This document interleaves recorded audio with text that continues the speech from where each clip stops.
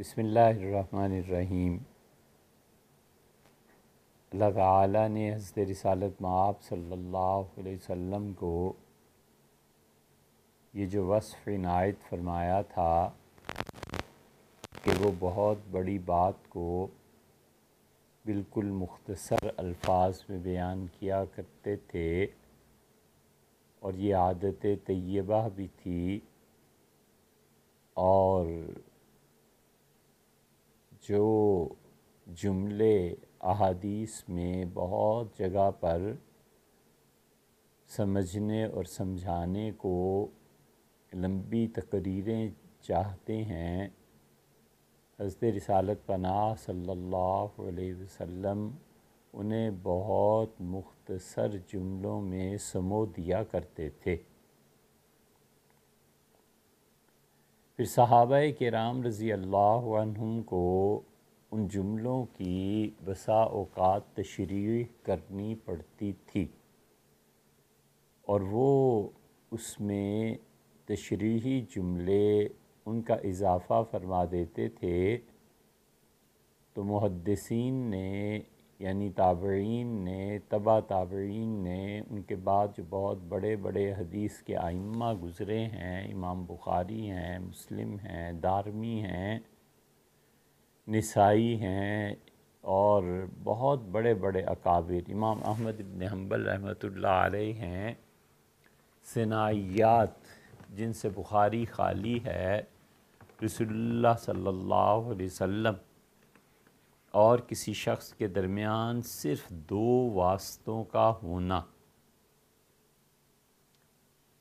یعنی ایک صحابی رضی اللہ عنہ اور ایک تابعی، اور کبھی وہ شخص براہ راست صحابہ کرام رضی اللہ عنہم سے سنے، اس قسم کی روایات بہت زیادہ قابل اعتماد اور بہت زیادہ محبت کی سمجھی جاتی ہیں، اور انہیں ثنائیات کہا جاتا ہے، یعنی جس میں 2 واسطے ہوں راوی کے درمیان اور حضرت رسالت پناہ صلی اللہ علیہ وسلم کے درمیان۔ قابل اعتماد اس لیے کہ وہ آدمی کہتا ہے کہ میں نے حضرت انس رضی اللہ عنہ سے سنا ہے، اور انہوں نے رسول اللہ صلی اللہ علیہ وسلم سے یہ روایت نقل کی ہے۔ وہ ہستی کہتی ہے کہ میں نے فلاں صحابی رضی اللہ عنہ سے سنا ہے، اور انہوں نے رسول اللہ صلی اللہ علیہ وسلم سے سنا ہے۔ اب درمیان میں ایک ہی واسطہ رہ جاتا ہے، اور وہ صحابی رضی اللہ عنہ کا ہے، اور محبت اس وجہ سے کہ وہ جتنے واسطے کم ہوتے چلے جاتے ہیں، اتنا ہی تعلق حضور اقدس صلی اللہ علیہ وسلم سے، وہ جس کو شاہ ولی اللہ صاحب رحمۃ اللہ علیہ نے سینے کے نور سے تعبیر فرمایا ہے، وہ بڑھتا چلا جاتا ہے۔ تو اس لیے یہ ثنائیات یعنی 2 واسطوں کی روایات محدثین یہ بھی کرتے ہیں، اور امام ابو حنیفہ رحمۃ اللہ علیہ کے یہاں یہ بہت ملیں گی کہ امام صاحب رحمۃ اللہ علیہ کبھی تابعی سے، اور وہ صحابی سے، اور وہ رسول اللہ صلی اللہ علیہ وسلم سے، اور کبھی امام ابو حنیفہ رحمۃ اللہ علیہ براہ راست ایک صحابی سے، اور وہ رسول اللہ صلی اللہ علیہ وسلم سے ایک بات کا ذکر کرتے ہیں۔ تو یہ تمام روایات، ثلاثیات، ثنائیات،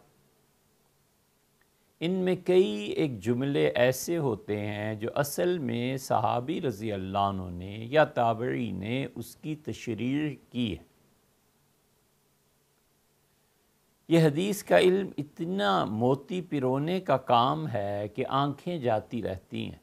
یہ حدیث کا علم اتنا تحقیق اور اتنا زیادہ دقت نظر کو چاہتا ہے کہ ہر کوئی ڈرتا ہے اور کانپتا ہے کہ کوئی جھوٹ حضور اقدس صلی اللہ علیہ وسلم کی طرف نسبت نہ ہو جائے۔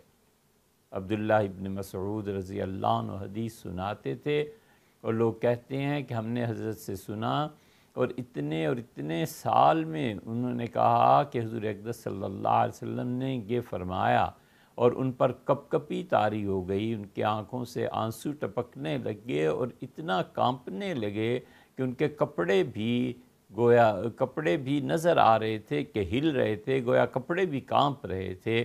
اور پھر انہوں نے یہ کہا کہ حضور اقدس صلی اللہ علیہ وسلم نے فرمایا، اور یہ پھر یہ کہا کہ او کما قال رسول اللہ صلی اللہ علیہ وسلم، یا اس سے ملتی جلتی حضور اقدس صلی اللہ علیہ وسلم نے کوئی بات فرمائی تھی۔ یہ صرف ابن مسعود رضی اللہ عنہ کا حال نہیں تھا، بڑے بڑے اکابر صحابہ کرام رضی اللہ عنہم رسول اللہ صلی اللہ علیہ وسلم کی طرف نسبت کرتے ہوئے بہت ڈرتے تھے۔ امام مالک رحمۃ اللہ علیہ کا حال یہ تھا کہ غیر لون، امام مالک رحمۃ اللہ علیہ نے حدیث بتانی شروع کی اور ان کا رنگ اڑ گیا خوف کے مارے کہ کہیں ایسی بات نہ کہہ دوں جو رسول اللہ صلی اللہ علیہ وسلم نے نہیں کہی۔ تو ہوتا یہی تھا کہ جہاں پر پہنچ کے کوئی صحابی رضی اللہ عنہ تشریحی جملہ بیچ میں ملاتا ہے تاکہ طالب علم سمجھ سکیں، تاکہ سننے والے اس کی مزید وضاحت کو دیکھ سکیں، یہ محدثین نے اس پہ مستقل بحث کی ہے۔ اور حدیث کا علم اتنا نازک ہے کہ بڑے بڑے محدثین، بڑے بڑے تابعین، صحابہ کرام رضی اللہ عنہم ہمیشہ سے ان جملوں کو جو جملے تشریحی ہیں اور ان جملوں کو جو خالص رسول اللہ صلی اللہ علیہ وسلم کے ہیں، دونوں کو الگ کرتے رہے ہیں۔ مثلاً ایک آدمی یہ کہتا ہے کہ شب گزشتہ میں، پھر وہ اپنے شاگردوں کو دیکھتا ہے کہ شب گزشتہ شاید بچوں کو سمجھنے میں دشواری پیش آ رہی ہے، تو کہتا ہے کہ کل رات، پھر کہتا ہے کہ یہ جو رات گزشتہ گزر گئی کل کی، اس کا تذکرہ ہو رہا ہے، پھر کہتا ہے شب گزشتہ۔ تو یہ جو اس کا درمیان کا کلام ہے کہ جو رات گزر گئی وغیرہ وغیرہ، یہ اس نے شب گزشتہ کی تشریح میں خود ہی داخل کر دیا ہے۔ ایک دوسری مثال،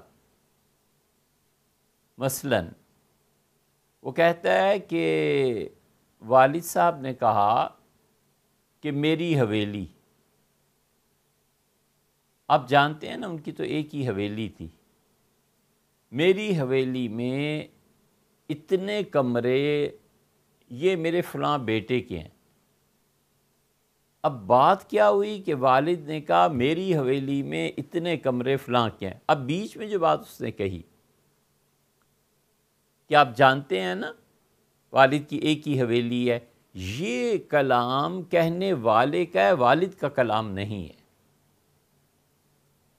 یہ اس قسم کے جملے جو صحابہ کرام رضی اللہ عنہم نے کہے ہیں، تابعین نے، تبع تابعین نے، ان جملوں کو داخل کیا جاتا ہے، اور جس شخص کو یہ تمیز نہیں ہے کہ وہ ان جملوں کو اصل حدیث سے الگ کر سکے، اس کے لیے حدیث کا پڑھنا اور پڑھانا ہی جائز نہیں، اس کے لیے درست نہیں ہے، کیونکہ وہ سارے جملے حضور اقدس صلی اللہ علیہ وسلم کی طرف منسوب کر دے گا۔ اب بعد میں آنے والی امت اس کو اگر نہیں سمجھ سکے گی تو پھر ہوگا یہ کہ لوگ کہیں گے یہ الفاظ حضور اقدس صلی اللہ علیہ وسلم کے ہیں، اس پہ بحث ہوگی، اس لفظ پر جب بحث ہوگی تو ایک مفتی اس سے ثابت کرے گا کہ اس لفظ سے یہ فتویٰ ثابت ہوتا ہے، اور اگر اس مفتی نے حدیث پڑھی ہوئی ہوتی تو اسے پتہ ہونا چاہیے تھا کہ یہ لفظ حضور اقدس صلی اللہ علیہ وسلم کے نہیں ہے، اصل لفظ وہ تھا، اور اس کی تشریح میں فلاں صحابی، فلاں تابعی، فلاں تبع تابعی رضی اللہ عنہم، انہوں نے اپنی طرف سے یہ اس کی تشریح کی ہے۔ اسی حدیث کا علم کوئی آسان نہیں ہے کہ ہر کہو میں اٹھے اور حدیث کی روایت کرنا شروع کر دے اور ہر آدمی حدیثیں بیان کرنا شروع کر دے۔ اسے پتہ ہونا چاہیے کہ اس میں سے کون سا کلام حضرت رسالت پناہ صلی اللہ علیہ وسلم کا ہے اور کون سا کلام ایسا ہے جو راوی نے تشریح کے طور پر بیان کر دیا۔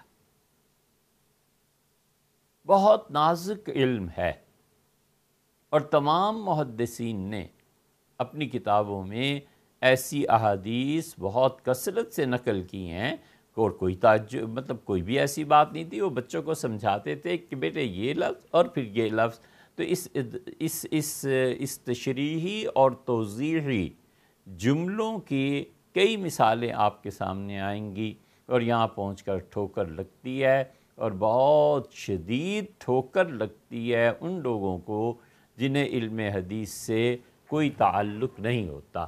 یہ ہم نے آپ سے جو عرض کیا ہے اب تک، یہ ہم نے بالکل عام عوامی سطح پہ اتر کے اور اس کی تشریح کر دی ہے تاکہ آپ اسے سمجھ سکیں۔ اور اس کے بعد اب ہم بات کرتے ہیں اس کے علمی اصطلاحات میں کہ علمی طور پر محدثین کیسے بیان کرتے ہیں۔ ہمارے اساتذہ کرام رحمہم اللہ نے جب اصول حدیث کی کتابیں پڑھائی تھیں تو انہوں نے کیا فرمایا تھا؟ ایک ہے حدیث اور ایک ہے اصول حدیث، ایک ہے تفسیر اور ایک ہے اصول تفسیر، ایک ہے فقہ اور ایک ہے اصول فقہ، ایک ہے صرف، ایک ہے اصول صرف، ایک ہے نحو، ایک ہے اصول نحو، ایک ہے فلسفہ، ایک ہے اصول فلسفہ۔ میڈیکل ہے، بچے جو کچھ بھی پڑھتے ہیں ان کے ٹیچرز انہیں بتاتے ہیں کہ بیٹے اس چیپٹر میں اصل یہ ہے، اصل بات یہ ہے۔ شاعری ہے، اس کے بھی کوئی اصول ہیں، ہر ایک علم کے کچھ اصول ہوتے ہیں، اور اس کے بعد اصول سے وہ جو اصول قائم ہوتے ہیں ان سے شاخیں پھوٹتی ہیں۔ ایک درخت کی مثال سمجھ لیجئے کہ جڑ اس کی اصل ہے اور اس سے شاخیں پھوٹتی ہیں۔ اب ایک آدمی ایک شاخ پہ بات کیے چلا جا رہا ہے اور جڑ کی طرف توجہ نہیں دیتا، تو اس آدمی کا کوئی حق نہیں ہے کہ نباتات میں اس میں وہ کوئی بات کرے۔ زوالوجی میں، باٹنی میں، میڈیکل میں، ہر جگہ یہی اصول ہے۔ یہی اصول خدا کی کتاب میں بھی، اور یہی اصول اس کے محترم پیغمبر حضرت مجتبیٰ حضور اقدس صلی اللہ علیہ وسلم کے اصول میں بھی یہی ہے کہ جو وہ بات کرتے ہیں وہ اصول کی ہے۔ اس میں تشریحی جملے جو صحابہ، تابعین، تبع تابعین رضی اللہ عنہم اپنے بچوں کو پڑھاتے ہوئے آگے جو سن رہا ہے اس نے وہ بھی نقل کر دیا ہے، تاکہ پتہ چلے کہ بڑے حضرات حضور اقدس صلی اللہ علیہ وسلم کے اس لفظ کو کس طرح سے تعبیر کرتے تھے، یا اس لفظ کی تشریح کیسے کرتے تھے۔ امید ہے انشاءاللہ یہ بات آپ کے ذہن میں آ گئی ہوگی، آپ نے اس پہ قابو پا لیا ہوگا۔ اردو میں ایک استعمال ہوتا ہے کہ یہ درج کر دیں، مندرجہ ذیل، مندرجہ ذیل، ذیل کے مطلب نیچے، اور مندرجہ کا مطلب جو درج کیے گئے۔ درج کرنا، لکھنا، درج کرنا اصل میں داخل کرنا۔ یہ کس درجے میں ہے؟ چھٹے درجے میں۔ اس کا مطلب ہے کہ 5 کلاسز اس نے کلیئر کرنی ہے اور اس سے چھٹے کی طرف منتقل ہو گیا۔ چھٹا درجہ ایک کلاس ہے، ایک کلاس روم ہے، اور اساتذہ نے اسے 5ویں درجے سے اٹھا کے کہا کہ اب آئندہ آپ کی کلاس اوپر ہوا کرے گی، اور وہاں پر آپ کا نام درج ہو گیا ہے۔ درج کہتے ہیں منتقل کرنے کو، درج کہتے ہیں کسی چیز کے داخل کرنے کو۔ اور عرب جب بولتے ہیں اور حدیث میں جو چیزیں آئی ہیں اس کو درج کے لفظ کو اگر آپ سمجھ گئے ہوں تو پھر ساری چیز اسی پہ چلے گی۔ اصول حدیث میں بہت چیزیں، مثلاً یہ حدیث ضعیف ہے۔ اس ضعیف کا کیا مطلب ہے؟ محدثین کے ہاں اس حدیث کے 35 سے زیادہ مطلب ہیں۔ اتنا کہہ دینا کافی نہیں ہے کہ میں اس حدیث کو چھوڑ رہا ہوں کیونکہ یہ ضعیف ہے۔ حضرت کو کیا ضعف ہے اس میں؟ متن میں ضعف ہے، سند میں ضعف ہے؟ یہ ضعف اس کا روایت کا صرف ایک ہی جگہ پایا جاتا ہے؟ کیا یہ روایت اپنی اصلی حیثیت کے اعتبار سے کس درجے کی ہے، مشہور ہے، مرفوع ہے، مقبول ہے، اس کا اور ضعف کا تعلق کیا آخر بنتا ہے؟ یہ محدثین جو ہیں ان کی اصطلاحات ہیں۔ امام بخاری رحمۃ اللہ علیہ کا کہہ دینا کہ یہ حدیث صحیح ہے، کیسے صحیح ہے حضرت؟ کوئی جھجک تھوڑا ہی ہوتی تھی، لوگ علمی مباحث کرتے تھے۔ امام بخاری رحمۃ اللہ علیہ کی روایات پر بعد کے آنے والے لوگوں نے بحث بھی کی ہے اور گرفت بھی کی ہے کہ امام بخاری رحمۃ اللہ کی بات صحیح نہیں ہے۔ امام مسلم رحمۃ اللہ علیہ کی 3 یا 4 روایات پر ایسا کلام ہے کہ وہ جواب نہیں بن سکتا کسی سے، کہ امام مسلم رحمۃ اللہ علیہ کیسے کہہ سکتے ہیں کہ یہ روایت صحیح ہے؟ تو ہوتا یہ ہے کہ کبھی کبھی روایت خود بولتی ہے، وہ بتاتی ہے کہ اس روایت میں درج ہے، قابل قبول نہیں ہے۔ جس آدمی کو بھی حدیث سے مناسبت ہوتی ہے، حضرت رسالت پناہ صلی اللہ علیہ وسلم سے محبت کی روشنی اس کے دل میں ہوتی ہے، حدیث دیکھتے ہی کہہ دیتا ہے کہ اس حدیث میں درج۔ یہ محدثین جو ہوتے ہیں نا، یہ سکے کی کھنک جو ہوتی ہے نا، ثم نقد، ایسے چل بسا وہ کھنک سے پہچان جاتے ہیں، وہ الفاظ سے پہچان جاتے ہیں کہ یہ الفاظ حضور اقدس صلی اللہ علیہ وسلم کے ہیں یا نہیں۔ ابن ماجہ میں روایت آتی ہے کہ رسول اللہ صلی اللہ علیہ وسلم نے حضرت ابو ہریرہ رضی اللہ عنہ سے کہا کہ اشکمت درد، تمہارے پیٹ میں درد ہے۔ اب شکم فارسی کا لفظ ہے، درد بھی فارسی کا لفظ ہے۔ محدثین کے ہاں جب یہ حدیث آئی تو انہوں نے اسے سنتے ہی کہہ دیا کہ حضور اقدس صلی اللہ علیہ وسلم یہ نہیں بول سکتے، سوال ہی پیدا نہیں ہوتا، یہ روایت ہی غلط ہے، چھوڑو اس کو، آگے چھوڑو۔ جب یہ روایت آئی محدثین کے ہاں کہ حضور اقدس صلی اللہ علیہ وسلم نے فرمایا کہ نظر کو جلا بخشتی ہے،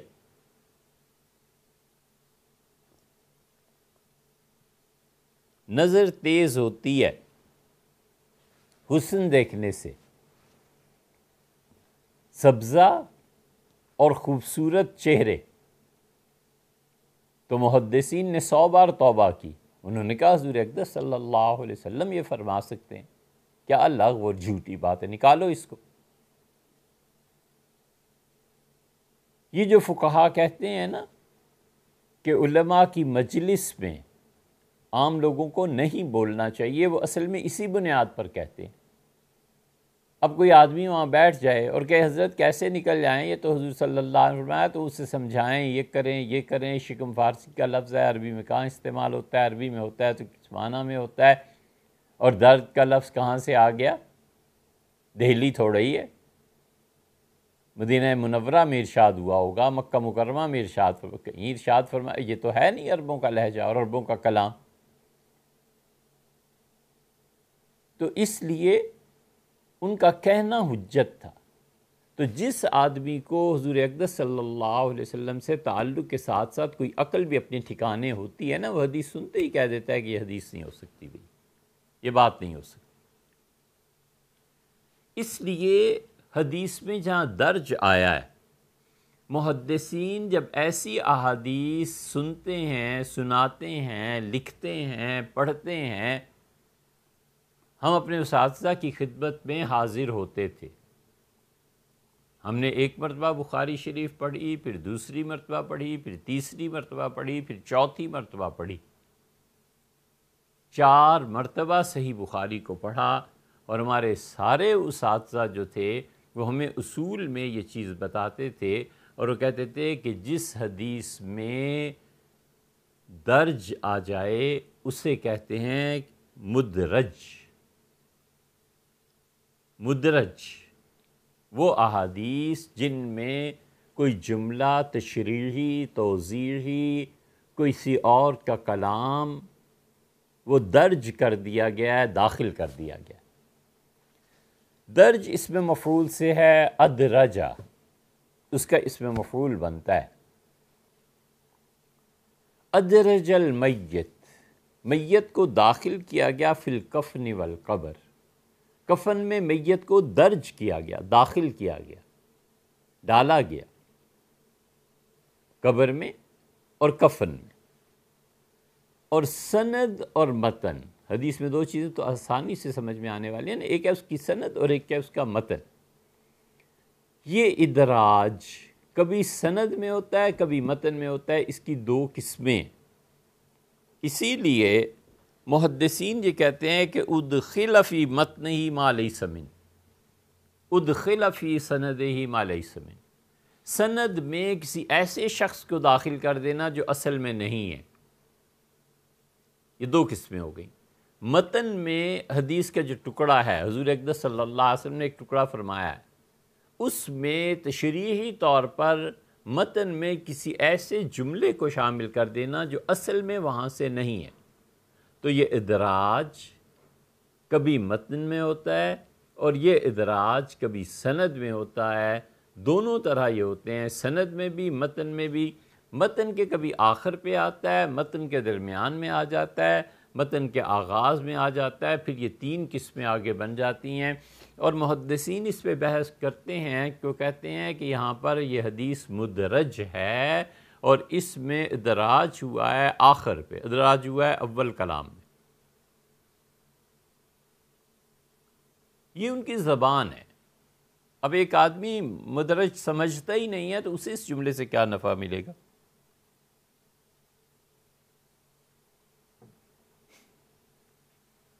اس لیے یہ کل کے بچے احادیث پڑھنے پڑھانے بیٹھ گئے ہیں، اور کس سے پوچھنا کہ حضرت یہ مدرج ہوتا کیا ہے، اسے پتہ ہی نہیں۔ اسی وجہ سے گمراہی عام ہو رہی ہے کہ انہوں نے اصول ہی نہیں پڑھے، اور اسی وجہ سے دین اس پر اعتراضات کرنے کے زیادہ مواقع مل رہے ہیں، اور اسی وجہ سے حدیث پہ جو بحث کرنے والے ہیں بڑے اساتذہ، وہ ان چیزوں کا بہت خیال رکھتے ہیں، اور انہی کا قول معتبر ہوتا ہے جس میں حدیث میں تباہر اللہ نے عنایت فرمایا ہوتا ہے۔ باقی یہ ایرے غیرے جنہوں نے مشکل سے چند کتابیں دیکھی ہوتی ہیں، اور بعض اوقات تو وہ جو عرب ہوتے ہیں کہ زبان ان کی اپنی ہوتی ہے، جیسے محمد بن سلمان وغیرہ، انہیں پوچھتا کون ہے علم کی دنیا میں، ان کا مقام کیا ہے؟ خبر واحد اور خبر متواتر کی احادیث اور حجت، ان سے پوچھو کس اصول کے تحت تم اس چیز کو لائے ہو، سوائے اس کے کہ حضرت رسالت پناہ صلی اللہ علیہ وسلم سے جان چھٹ جائے کسی طرح، اور ان کے کلام میں خام خواہ کے تبصرے اور خام خواہ کی چیزیں تم نے پڑھا کتنا ہے اور کہاں پڑھا ہے۔ تو اس لیے دراج کبھی متن میں ہوتا ہے، کبھی سند میں ہوتا ہے۔ اور اس درج کے لفظ کی ایک اور تشریح بھی آپ سے عرض کریں۔ نوشتہ کاغذ ہوتا ہے نا، جو کاغذ لکھ دیا جاتا ہے، اسے بھی عرب کہتے ہیں درجن، یعنی یہ چیز لکھ دی گئی، یہ چیز دفتر میں داخل کر دی گئی، یہ چیز کسی جگہ پر قلم کے ذریعے قید کر دی گئی، کسی چیز کا گزر جانا اس معنی میں استعمال ہوتا ہے کہ یہ چیز فلاں جگہ سے نقل کر کے فلاں جگہ پر ڈال دی گئی۔ درج ایک کپڑے کو کہتے ہیں۔ ہوتا یہ ہے کہ اونٹنی کسی اور اونٹنی کے بچے کو قبول نہیں کرتی، نہ پیار اور محبت کا اظہار کرتی ہے، نہ اسے دودھ پینے دیتی ہے، نہ اپنے قریب رکھنے لگتی ہے۔ تو عرب اس زمانے میں اور اب بھی یہ کرتے تھے کہ جہاں پر بچے کا معاملہ ہوتا تھا وہاں پر ایک کپڑا ٹھونس دیتے تھے، اور اس کپڑے کو اچھی طرح رگڑتے تھے، اور اس اونٹنی کو محسوس ایسے ہوتا تھا جیسے بچے کے جنم کے وقت میں جو درد محسوس ہوتا ہے، مجھے یہ ہو رہا ہے، اس پہ چیختی تھی۔ اور یہ کام کرنے والا سمجھ جاتا تھا کہ اب یہ مقام آ گیا، تو اس کپڑے کو نکال کے ایک اونٹنی کے بچے پہ جس کی ماں مر گئی ہے اچھی طرح مل دیتا تھا، اور ملنے کے بعد، ملنے سے پہلے اس اونٹنی کی آنکھیں اور اس کی ناک کو اچھی طرح لپیٹ دیتے تھے تاکہ نہ وہ کوئی خوشبو سونگے، نہ کوئی چیز سونگنے پائے صحیح طرح سے، اور نہ وہ دیکھے کہ عمل کیا میرے ساتھ ہو رہا ہے۔ اب اس بچے کو اچھی طرح رگڑ کے اس کپڑے کے ساتھ اس کے سامنے پھینک دیتے تھے، وہ سونگتی تھی، اور درد اسے پہلے سے محسوس ہو رہا ہوتا تھا، تو وہ سمجھتی تھی اس کا بچہ ہے، اور اس کو عربی میں کہتے تھے درج، اور اپنا سمجھ کے وہ اسے قبول کر لیتی تھی۔ پھر وہ جس کی ماں مر گئی تھی وہ اس کے ساتھ منسلک ہو جاتا ہے، یہ اس سے محبت بھی کرتی ہے، ساری چیزیں۔ درج اس معنی میں عربی میں استعمال ہوتا ہے کہ ایک چیز جو کسی اور کی تھی اسے داخل کر دیا گیا، باندھ دیا گیا کسی اور کے ساتھ، اور اس کی اصل حذف ہو گئی، اصل ماں اس کی مر گئی اور مصنوعی ماں اس کے لیے آ گئی۔ حضور اقدس صلی اللہ علیہ وسلم کا کلام بیچ میں کتنا تھا، راوی نے کتنا اپنے پاس سے درج کیا، صحابی رضی اللہ عنہ نے تشریح میں کیا کہا، تابعی نے کیا کیا، اسے کہتے ہیں کہ حدیث مدرج ہے، یعنی سند میں یا پھر متن میں ایسے جملے داخل کرنا جو اصل میں رسول اللہ صلی اللہ علیہ وسلم کے نہیں ہیں، اور ان کی طرف منسوب اس لیے کیے جا رہے ہیں کہ یہ تشریح ہے جو کسی صحابی، تابعی یا کسی نے کیا رضی اللہ عنہ۔ درجہ سیڑھی کو بھی تو کہتے ہیں، اسی لیے کہ اس میں منتقل ہو جاتی ہے اصل چیز سے دوسری چیز کی طرف۔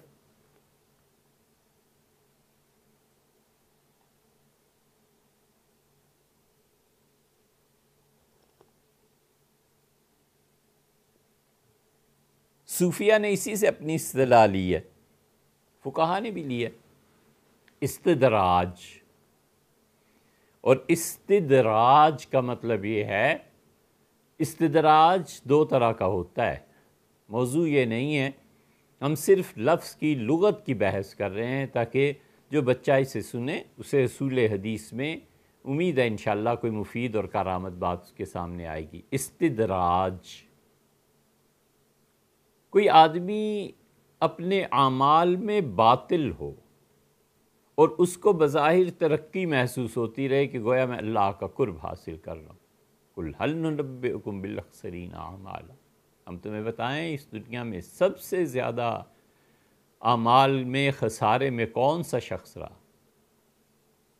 الَّذِينَ ضَلَّ سَعْيُهُمْ فِي الْحَيَاةِ الدُّنْيَا، جن کی زندگی میں جتنا کچھ تھا نیکی تقوی سب برباد ہو گیا۔ ہم یحسبون انہم یحسنون صنعا، اور وہ اسی خوش فہمی میں مبتلا رہے کہ ہم بڑے دین کی خدمت کر رہے ہیں، ہم بڑے دین کا کام کر رہے ہیں، حقیقت میں وہ سب باطل تھا۔ استدراج عقیدے میں، استدراج عمل میں، استدراج قرب الہی میں، سب باطل ہوتا ہے، سب گمراہی ہوتی ہے، اور آدمی اپنے آپ کو ٹھیک تصور کر رہا ہوتا ہے۔ اسی لیے دعا مانگتے رہنا چاہیے، ربنا لا تزغ قلوبنا بعد اذ ہدیتنا، اللہ جب آپ نے میرے دل کو ہدایت ہم لوگوں کی دے دی تو اے پروردگار اس کے بعد ٹیڑھی راہ پہ ہم کو نہ چلا، اس کی طرف مت موڑ دے، وَهَبْ لَنَا مِن لَّدُنْكَ رَحْمَةً، اور اپنے پاس سے ہمیں رحمت نصیب فرما تاکہ ہم اس صحیح راہ پر موت تک قائم رہیں۔ استدراج اسی طرح کا ہوا کرتا ہے کہ باطل پر بھی ہو اور سمجھے کہ میں بڑا اچھا کام کر رہا ہوں۔ کتنے ہی لوگ چرس اور بھنگ پی کے سمجھتے رہے کہ ہم صوفی ہو گئے، اور حتیٰ کہ موت نے آ لیا، اللہ تعالیٰ حفاظت فرمائے۔ اور یہی استدراج کبھی کبھی وہ وجوہ اور وہ حکمت جنہیں اللہ کے علاوہ کوئی نہیں جانتا، انسانوں کے ساتھ ہوتا ہے، اور یہی وہ استدراج ہے جو فطرت بھی کیا کرتی ہے۔ فطرت کا، قدرت کا سب سے بڑا استدراج اس مسافر کو ہوتا ہے جو سفر کر رہا ہوتا ہے اور منزل پہ منزل مار رہا ہوتا ہے، اور صحرا کی ریت اسے پانی کے باطل زوم میں مبتلا کر دیتی ہے۔ دیکھتا ہے کہ یہ پانی ہے، یہ پانی ہے، کچھ بھی نہیں ہوتا۔ ریت اور سورج کے کرنوں کے ملاپ سے جو ایک بظاہر روشنی ابھرتی ہے، اس کو وہ پانی سمجھا ہوا ہوتا ہے۔ اللہ نے اسی لیے فرمایا یحسبہ الظمآن ماء، وہ اس کو پانی سمجھ کے پھر سفر کر رہا ہوتا ہے کہ اب ملا، اب ملا، یہاں تک کہ موت سامنے آ جاتی ہے۔ یہ ہر اس انسان کا حال ہوتا ہے جو باطل پر ہو اور اپنے آپ کو بظاہر ترقی پر جاتا ہوا سمجھے۔ اسی لیے صحابہ کرام رضی اللہ عنہ کے متعلق صحیح بخاری میں آتا ہے، ابو العالیہ اور یہ سارے لوگ کہتے ہیں کہ ہم نے صحابہ کرام رضی اللہ عنہ کو دیکھا، کلہم یخافون النفاق علی انفسہم، ہر کوئی ڈرتا تھا کہ کہیں میں اندر سے منافق آدمی نہ ہوں۔ صاف بات کہتے تھے، صاف سنتے تھے، اور ان میں ابو بکر بھی شامل تھے، اور علی بھی، اور عمر بھی، اور ابو الدرداء رضی اللہ عنہ بھی۔ ہر آدمی ڈرتا تھا کہ ایسے نہ ہو کہ میں نفاق کی زندگی گزار رہا ہوں۔ یہ پوری بحث ہے ایک استدراج کی۔ خیر، لغت کی اس بحث کے بعد سب سے پہلے اس لیے تشریح عرض کی کہ بچے سمجھ سکیں کہ یہ ہوتا کیا ہے، مدرج حدیث کی کن اقسام میں سے ہے۔ پھر اس کی لغوی بحث کے بعد دوسری بحث آ گئی، پہلے اردو میں، پھر اس کے بعد عربی میں اس کی لغوی بحث آ گئی۔ تیسری چیز جو ہے اس میں مفعول سے ادرج شے سے یہ جو بنا ہے، اس کے بعد ہوتا یہ ہے کہ کبھی مدرج فی الاسناد ہوتا ہے کہ سند میں حدیث کی کسی ایسے راوی کا نام لے آنا جو اصلاً نہیں ہے۔ اس کی بہت قسمیں ہیں، وہ ایک لمبی بحث ہے۔ ہمارے اساتذہ میں حضرت عبد الرشید صاحب نعمانی رحمۃ اللہ علیہ کو اس پہ بالکل قدرت حاصل تھی۔ وہ واحد آدمی تھے جو جب بات کرتے تھے روات پہ تو ان کے مقابلے میں کوئی نہیں تھا۔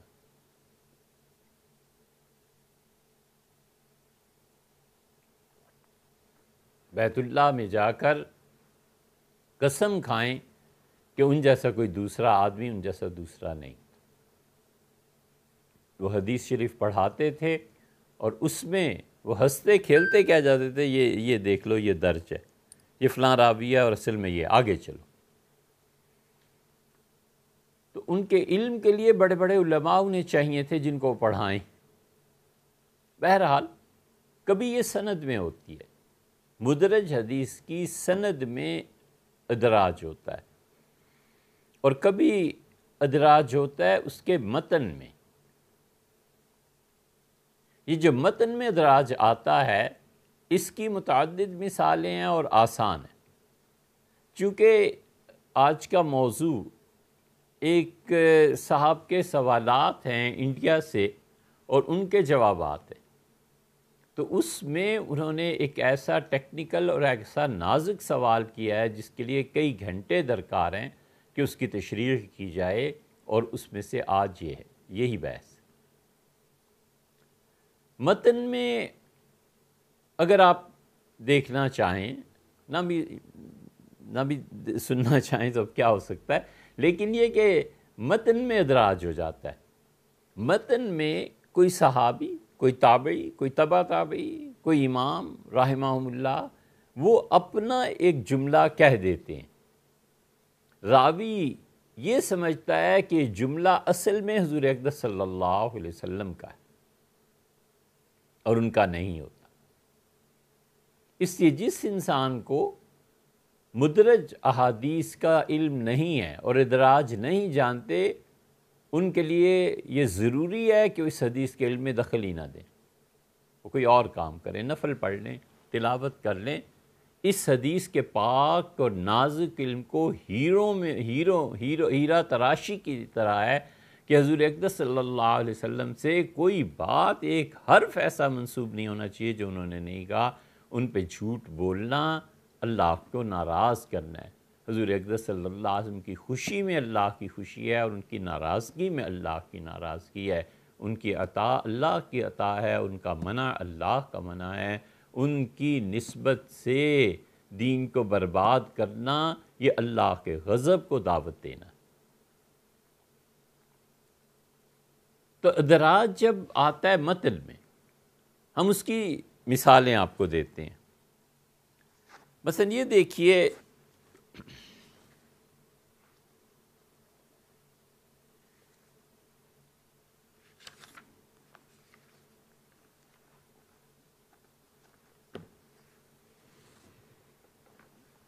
حضرت عبداللہ ابن مسعود رضی اللہ عنہ نے کہا، انہوں نے کہا کہ تعاہد القرآن، قرآن کو بہت مضبوطی سے، پکی طرح سے یاد کیا کرو۔ اور دیکھو یہ اللہ کی کتاب جو ہے، اس طرح سینے سے اس کا حفظ نکل جاتا ہے کہ اونٹ جیسے اپنی صحراؤں میں اپنی جگہ پہ جو ان کی ہوتی ہے، تو جس طرح وہ تیزی سے ریت پہ بھاگتا ہے، اس طرح سے قرآن سینوں سے نکل جاتا ہے۔ اور تم میں سے کوئی شخص یہ نہ کہے کہ میں یہ آیت بھول گیا، یہ آیت بھول گیا، یہ کہے کہ اسے یہ آیت بھلائی گئی، نسیہ، بھلا دی گئی۔ یہ حدیث آئی عبداللہ ابن مسعود رضی اللہ عنہ کی روایت مسند احمد میں۔ اب جو آدمی ابن مسعود رضی اللہ عنہ کی اس حدیث کو پڑھے گا، وہ یہی کہے گا کہ حضور اقدس صلی اللہ علیہ وسلم ہی کا سارا کلام ہے، اور اس میں جو پہلا جملہ ہے نا، تعاہد القرآن، قرآن کریم کو اچھی طرح یاد کرو، یہ ابن مسعود رضی اللہ عنہ کا اپنا جملہ ہے، اور اس کے بعد کا جو کلام ہے یہ رسول اللہ صلی اللہ علیہ وسلم کا کلام۔ یہ ادراج ہے، یہ ابن مسعود رضی اللہ عنہ کی نصیحت۔ ایک مثال ہم نے آپ سے عرض کی،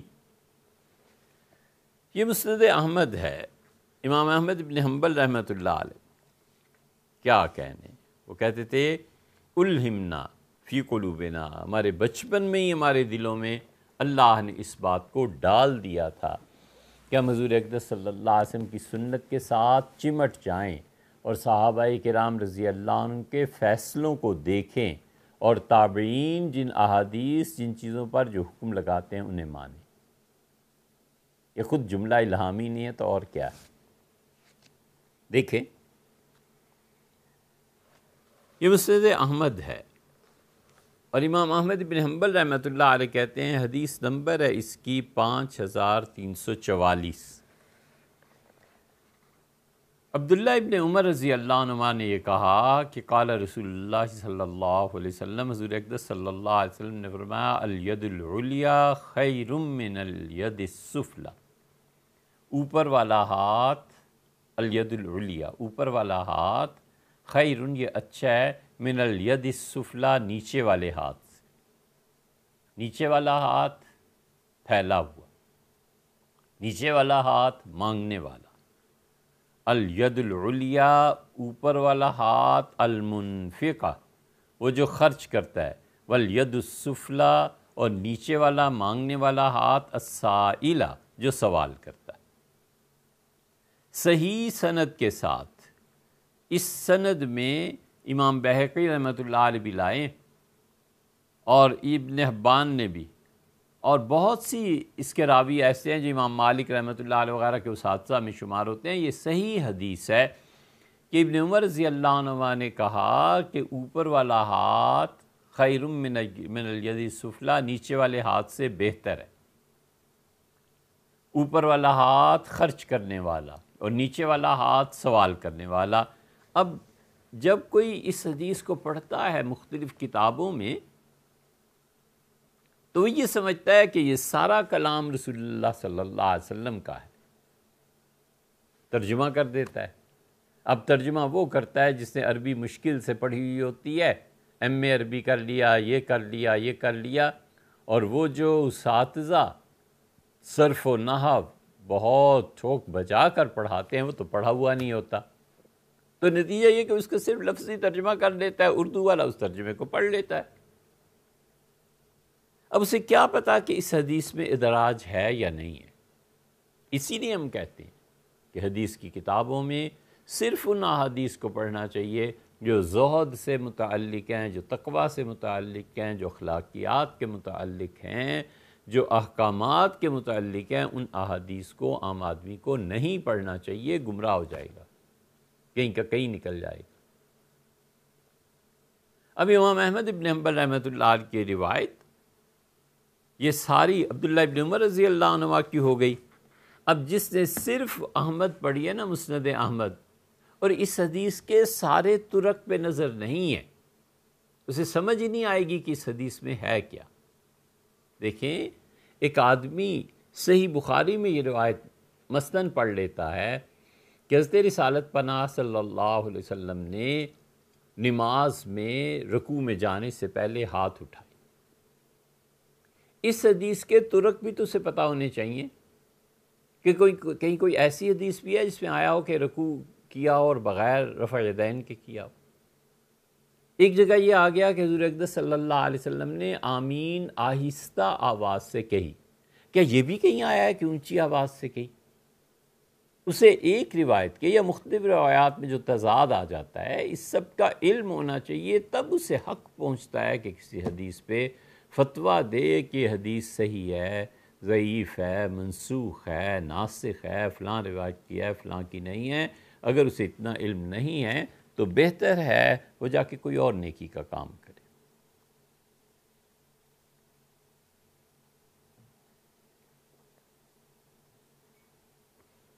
اسی حدیث کو یہی عبداللہ ابن عمر رضی اللہ عنہ کی روایت دارمی میں دیکھیے، دارمی امام تھے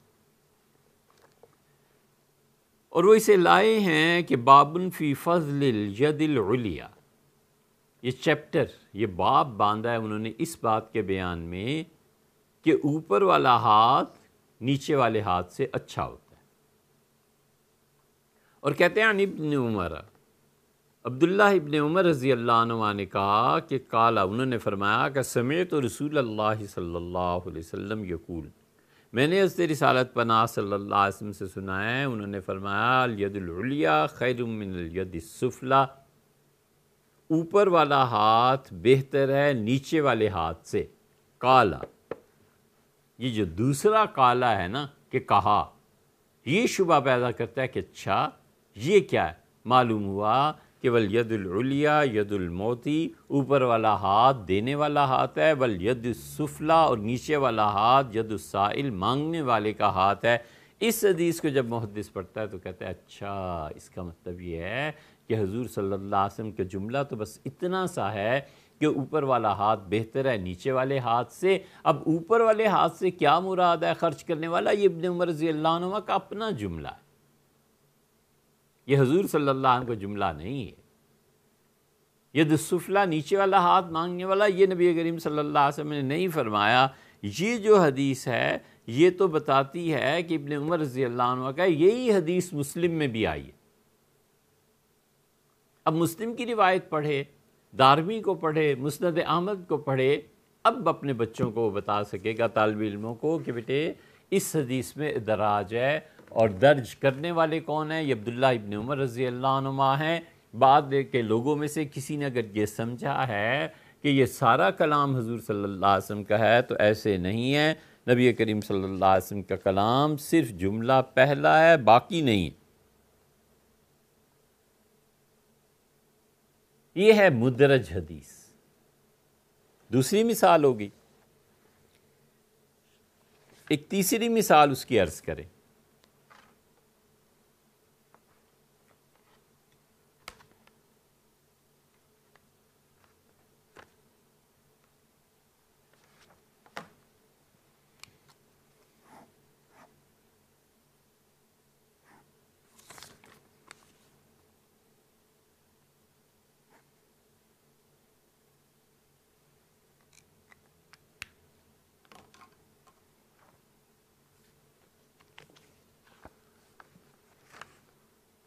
تیسری مثال دیکھیے، یہ صحیح مسلم ہے،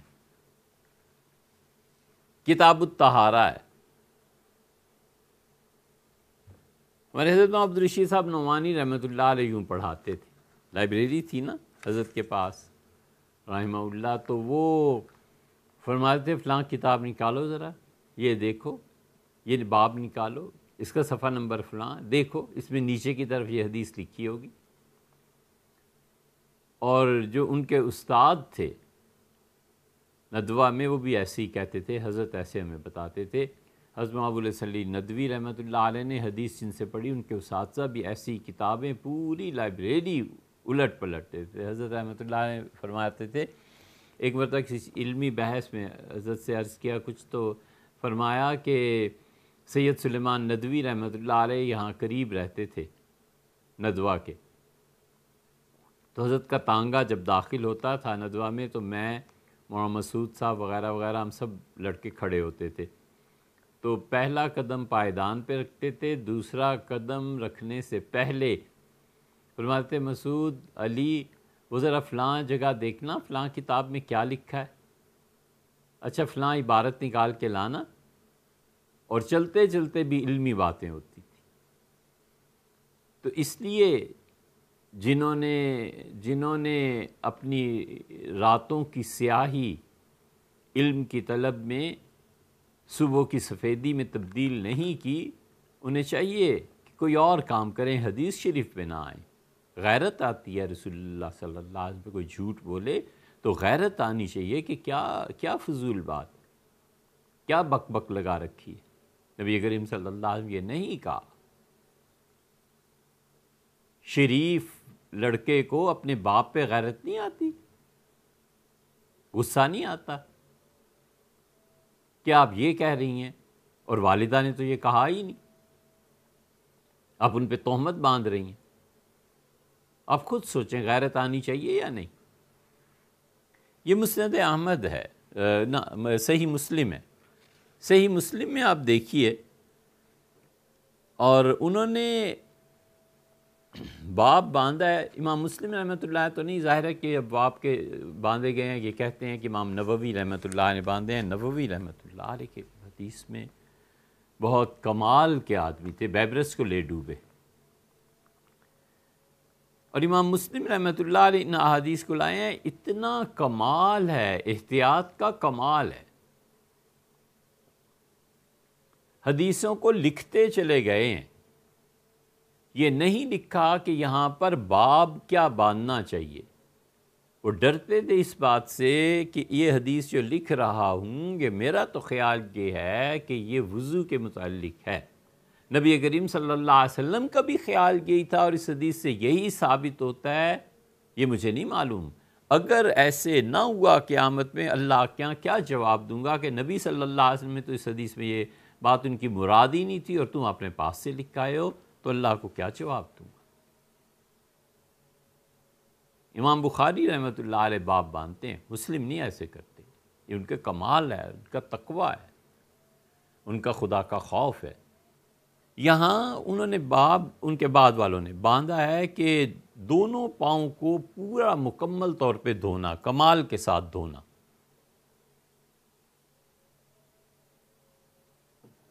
بڑی خوبصورت مثال اس باب میں ہی گویا دونوں چیزیں جمع ہو گئیں۔ عبداللہ بن عمر بن العاص رضی اللہ عنہ کی روایت لائیں، وہ کہتے ہیں کہ رجعنا مع رسول اللہ صلی اللہ علیہ وسلم من مکہ الی المدینہ، ہم ایک غزوے، ایک جہاد کے بعد مکہ مکرمہ سے مدینہ منورہ کی طرف چلے، واپس ہوئے، پلٹے۔ حتی اذا کننا بماء بالطریق، یہاں تک کہ ہم پہنچے پانی کے ایک مقام پہ، راستے میں تھا، تو تعجل قوم عند العصر، عصر کی نماز کا وقت ہو رہا تھا، صحابہ کرام رضی اللہ عنہم نے جلدی کی کہ عصر کی نماز پڑھ لیں، تو انہوں نے وضو کیا، وہم عجال، وہ بڑی جلدی میں تھے۔ فانتہینا الیہم، ہم پہنچے ان کے پاس، وآقابہم تلوح، اور ان کی جو ایڑیاں تھیں وہ گیلی نہیں تھیں، لم یمسہ الماء، پانی نے اسے چھوا نہیں تھا۔ فقال رسول اللہ صلی اللہ علیہ وسلم، حضور اقدس صلی اللہ علیہ وسلم نے جب خشک ایڑیوں کو دیکھا کہ وضو کے بعد خشک ہیں تو فرمایا ویل للعقاب من النار، برباد ہو گئیں وہ ایڑیاں، جہنم کی آگ انہیں چھوئے گی جنہیں وضو کے پانی نے تر نہیں کیا۔ اسبغوا الوضو، لوگو وضو کو پورا کیا کرو۔ اب یہ حدیث جو پڑھے گا مسلم کی، ظاہر ہے کہ اس کی سمجھ میں یہی آئے گی کہ حضور اقدس صلی اللہ علیہ وسلم نے دو جملے فرمائے، ایک تو وعید، نصیحت کہ وضو پورا کرنا چاہیے، ایڑیوں کو بھی دھویا کرو، اور ایک یہ فرما دیا کہ وضو کو پورا کرو، ایک تو یہ فرما دیا کہ وضو کو پورا کرو، اور دیکھو دوسری بات فرما دی کہ وگرنہ جہنم اور آگ اور وغیرہ وغیرہ۔ اسی باب کو آپ آگے پڑھ لیں۔ اس باب کو آگے پڑھتے ہوئے جب ہم اس پہ پہنچتے ہیں کہ حضرت ابو ہریرہ رضی اللہ عنہ کی روایت ہے انہ رأى قوما یتوضؤون من المطہرۃ، انہوں نے دیکھا کہ لوگ وضو کے پانی کے برتنوں سے وضو کر رہے ہیں۔ کس نے دیکھا؟ ابو ہریرہ رضی اللہ عنہ نے، انہ رأى، انہوں نے دیکھا۔ فقال، انہوں نے کہا اسبغوا الوضو، لوگو وضو ٹھیک طرح کرو۔ فإنی سمعت ابا القاسم، میں نے حضرت ابو القاسم حضور اقدس صلی اللہ علیہ وسلم سے سنا ہے، یقول، وہ فرماتے تھے ویل للعراقیب من النار، جو ایڑیاں وضو کے پانی سے تر نہیں ہوں گی جہنم اسے تر کرے گا، آگ لپٹے گی۔ یہاں دیکھا آپ نے ابو ہریرہ رضی اللہ عنہ بتا دیا کہ اسبغ الوضو، وضو پورا کرو، یہ ان کا جملہ ہے، اور رسول اللہ صلی اللہ علیہ وسلم نے ایڑیوں کے متعلق ایک بات اور ارشاد فرمائی۔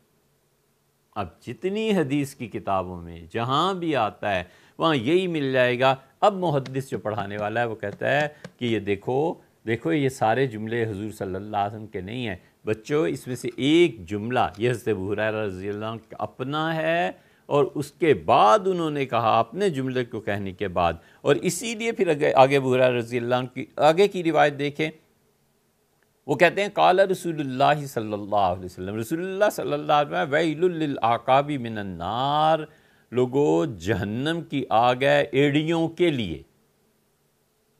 اب خود سوچیں کہ اگر صرف اتنا جملہ محدثین لکھ دیتے کہ ایڑیوں کو جہنم کی آگ، تو کن ایڑیوں کو؟ سمجھ میں ہی نہ آتا کہ کن ایڑیوں کو، مردوں کی، عورتوں کی۔ یہ تو ابو ہریرہ رضی اللہ عنہ کے جملے سے پتہ چلا اور واقعہ پڑھنے سے پتہ چلا کہ وضو والی ایڑیاں ہیں جو تر نہیں کی گئیں، ورنہ یہ بھی تو ہو سکتا ہے کہ ایڑیاں ننگی ہوتی، عورتوں کی ایڑیوں کے لیے جہنم کی آگ ہے، تو اس سے مسئلہ ثابت ہوتا کہ ان کی ایڑیوں کا چھپانا بھی فرض ہو گیا اگر صرف اتنا جملہ ہوتا۔ یہ کون سی ایڑیاں ہیں؟ یہ شہر والوں کی، اس لیے کہ وہ ایڑیاں دیہات میں جس طرح پھٹ جاتے ہیں، شگاف پڑ جاتا ہے، شہروں میں ایسے چانسز کم ہوتے ہیں، کوئی بھی مسئلہ نکالا جا سکتا تھا والعیاذ باللہ اگر اتنا ہی جملہ حضور صلی اللہ علیہ وسلم کا ہمارے سامنے ہوتا۔ اس میں دو چیزیں مل گئیں، ایک ادراج ہو گیا ابو ہریرہ رضی اللہ عنہ کا کہ وضو کرتے ہوئے ایڑیوں کو دھونا ہے، پورا کرنا ہے، اور ایک پتہ چلا کہ وہ جہاد سے واپس آ رہے تھے، اور یہ واقعہ ان دو چیزوں نے مل کے ایڑیوں کو متعین کر دیا کہ وضو والی ایڑیاں اور جہنم کی آگ اس سے متعلق ہے، پردے وردے کے متعلق نہیں۔ آیا خیال میں؟ یہ حدیث میں آتا ہے ادراج، اور مدرج احادیث جو ہوتی ہیں بہت ہیں۔ حضور اقدس صلی اللہ علیہ وسلم کے اس میں کلام پاک کو ڈھونڈنا اور یہ تصریح کرنا محدثین یہ کام کر چکے، عمومی طور پہ محدثین نے یہ کام کر دیا۔ ایک اور اس کی مثال آپ سے عرض کریں،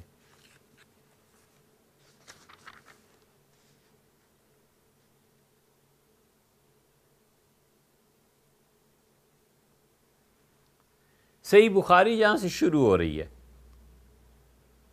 وہاں پہ ام المومنین سے عائشہ رضی اللہ عنہ بتاتی ہیں کہ حضور اقدس صلی اللہ علیہ وسلم غار حرا میں تشریف لے گئے، اور نبی کریم صلی اللہ علیہ وسلم کان النبی صلی اللہ علیہ وسلم یتحنس فی غار حرا، حضور اقدس صلی اللہ علیہ وسلم حرا میں یتحنس، یہ کلام ہے۔ یہ تحنس کا جو لفظ ہے، یہ تحنس ہے کیا؟ عربوں کی لغت سے پتہ چلتا ہے، لمبی تشریحات ہیں، اس وقت ہمارا موضوع نہیں۔ خلاصہ ان ساری مباحث کا لغوی طور پر یہ ہے کہ عبادت کرتے تھے۔ اب یہاں پر روایت کرتے کرتے وہ کہتے ہیں کہ کان النبی صلی اللہ علیہ وسلم یتحنس فی غار حرا، حضور اقدس صلی اللہ علیہ وسلم غار حرا میں تحنس اختیار فرماتے تھے۔ وَهُوَ التعبد، اور تحنس کے معنی ہے تعبد کے، عبادت، تعبد۔ اس راستے کے لیے بھی یہ الفاظ استعمال ہوتے ہیں جسے چل چل کے مسافر پاٹ دیتے ہیں، پکا کر دیتے ہیں۔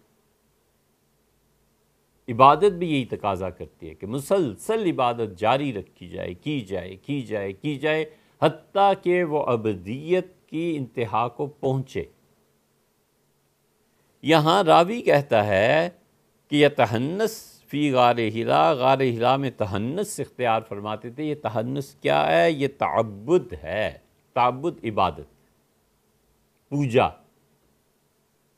اللہ کے ساتھ تعلق کو اپنے جملوں یا اپنی زبان سے یا اپنے جسم سے اس کا اظہار کرنا۔ یہ اب محدثین اس پہ جب آتے ہیں نا، هو التعبد، ہم نے بھی بخاری شریف جب پڑھی تھی تو حضرات فرماتے تھے کہ یہ دیکھو ادراج ہے زہری کا، امام زہری رحمۃ اللہ علیہ، شہاب زہری رحمۃ اللہ علیہ،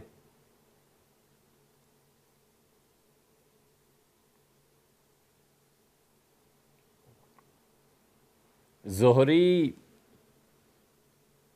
جس پہ اب لوگ بحث کرتے ہیں، مستشرق ہے ایک جرمنی کا، اس نے حضرت ابو ہریرہ رضی اللہ عنہ پہ پوری کتاب لکھی ہے، اور زہری کا بھی ذکر مستشرقین نے کیا ہے۔ وہ زہری کے خلاف لکھتے ہیں۔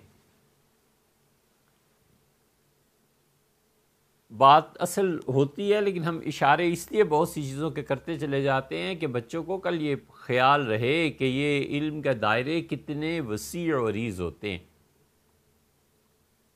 ان مستشرقین نے زور لگا دیا ہے کہ ابو ہریرہ رضی اللہ عنہ سچے آدمی نہیں تھے۔ آج کل اس محرم سے بھی پہلے اہل تشیع نے پیاز کا ایک واقعہ بیان کیا ہے کہ حضرت ابو ہریرہ رضی اللہ عنہ حدیثیں گھڑتے تھے، اور مکہ میں پیاز بیچنے کی حدیث انہوں نے اپنے پاس سے بنا لی تھی پیسے لے کے۔ سب جھوٹ ہے، ان کی کتابوں میں ہی لکھا ہے۔ جھوٹ گھڑ کے کوئی کتاب لکھ دے، کیونکہ اسے ثابت ادھر سے بھی تو ہونا کہ واقعی صحیح ہے، والعیاذ باللہ۔ اسی طرح زہری کے پیچھے بھی یہ مستشرق پڑے ہوئے ہیں۔ ان مستشرقین سے ہمارے یہاں بڑے بڑے اہل علم متاثر ہوئے، بڑے بڑے اہل علم متاثر ہوئے۔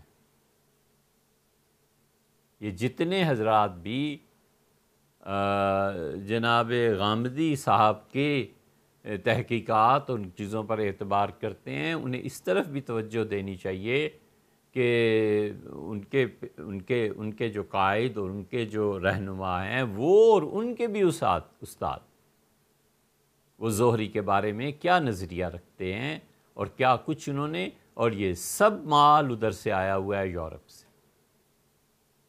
اور جرمنی سے، اور جڑ اکھیڑ دیا انہوں نے احادیث کی۔ حضرت ابو ہریرہ رضی اللہ عنہ کو غیر معتبر قرار دیا ہے، اور اسی طرح زہری کو بھی غیر معتبر قرار دیا ہے، اور زہری اس شان کا آدمی ہے کہ وہ آخری زمانے میں شام چلے گئے تھے مدینہ منورہ کو چھوڑ کے۔ زہری جب قرار پائیں گے کہ وہ غیر معتبر آدمی ہیں تو پھر ان کی احادیث ساری پھر وہ کہاں جائیں گی؟ پھر بخاری کی اسی لیے غار حرا کا انکار ہے۔ آیا خیال میں؟ اسی لیے ان روایات پہ تنقید ہے، کیونکہ زہری آ جاتے ہیں نا بیچ میں، اور اسی لیے مسلم کی اس روایت پہ بھی شدید تنقید ہے کہ حضور صلی اللہ علیہ وسلم نے فرمایا کہ میں اپنے بعد 2 چیزیں چھوڑ کے جا رہا ہوں، ایک قرآن و عطرتی، اور ایک میرے اہل بیت۔ اہل بیت کرام رضی اللہ عنہ کی شان میں وہ بہت بڑی روایت ہے جو مسلم میں آئی ہے، ہم سب اسے مانتے ہیں۔ ان کو انکار کی وجہ یہ پیش آئی کہ اس میں زہری، اب زہری جہاں جہاں آگے خراب ہو گئے، زہری اس شان کے آدمی تھے رحمہ اللہ کہ وہ شام چلے گئے تھے آخری عمر میں ہجرت کر کے۔ امام مالک رحمۃ اللہ علیہ نے مدینہ منورہ سے خط لکھا کہ حضرت مدینہ آ جائیں، المدینہ تو خیر لہم لو کانوا یعلمون۔ حضور صلی اللہ علیہ وسلم فرمایا تھا مدینہ سب سے اچھی جگہ ہوگی لوگوں کے لیے، کاش وہ جانتے۔ تو زہری نے امام مالک رحمۃ اللہ علیہ کو جواب میں خط لکھا اور کہا کہ اذا الناس ناس والزمان زمان، میں بھی مدینہ منورہ میں رہا ہوں جب وہاں کے لوگ رہنے کے قابل تھے اور زمانہ بڑا اچھا ہوا کرتا تھا۔ جس شخص کا معیار اتنا ہو کہ امام مالک رحمۃ اللہ علیہ ان کے سارے امثال، ان جیسے افراد مدینہ منورہ میں ہوں، اور زہری کہیں کہ اب وہ زمانہ نہیں رہا، اب وہ لوگ ہی نہیں رہے مدینہ منورہ میں، اس شخص کی شان کیا تھی؟ زہری نے اس حدیث میں کہا کہ حضور صلی اللہ علیہ وسلم غار حرا میں تحنث اختیار فرماتے تھے، اس کا مطلب یہ ہے کہ نبی کریم صلی اللہ علیہ وسلم وہاں پر عبادت، تو تحنث کو تعبد میں جو تشریح کی ہے یہ ادراج زہری کا، ام المومنین سے عائشہ رضی اللہ عنہ کا ہے، اور حضور صلی اللہ علیہ وسلم کو تو سوال ہی پیدا نہیں ہوتا۔ اس لیے احادیث میں جو کچھ آیا ہے یہ پورا علم ہے، جس کے جاننے کے لیے حدیث کی اصطلاحات اور یہ چیزیں بہت اصولی چیزیں یاد رہنی چاہیے۔ بخاری شریف کی ایک روایت ہے، اب ہم اس آخری حدیث پر بات کر رہے ہیں۔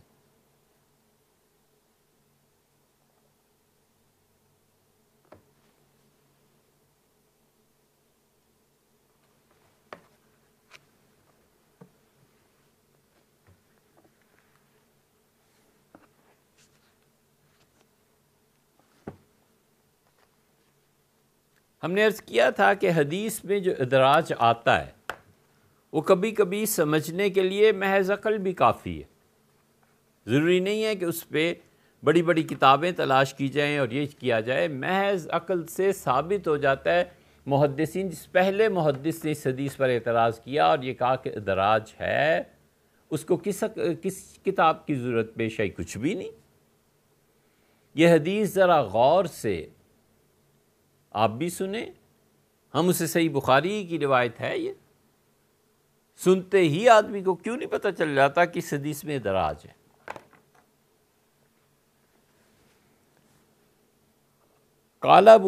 سوال بھی بتا دیں، سوال کا جواب یہاں سے شروع ہوتا ہے، اس جواب کی تمہید تھی وہ جو آپ سے عرض کی، تاکہ بچے سمجھ سکیں کہ ادراج ہوتا کیا اور مدرج احادیث کون سی ہوتی۔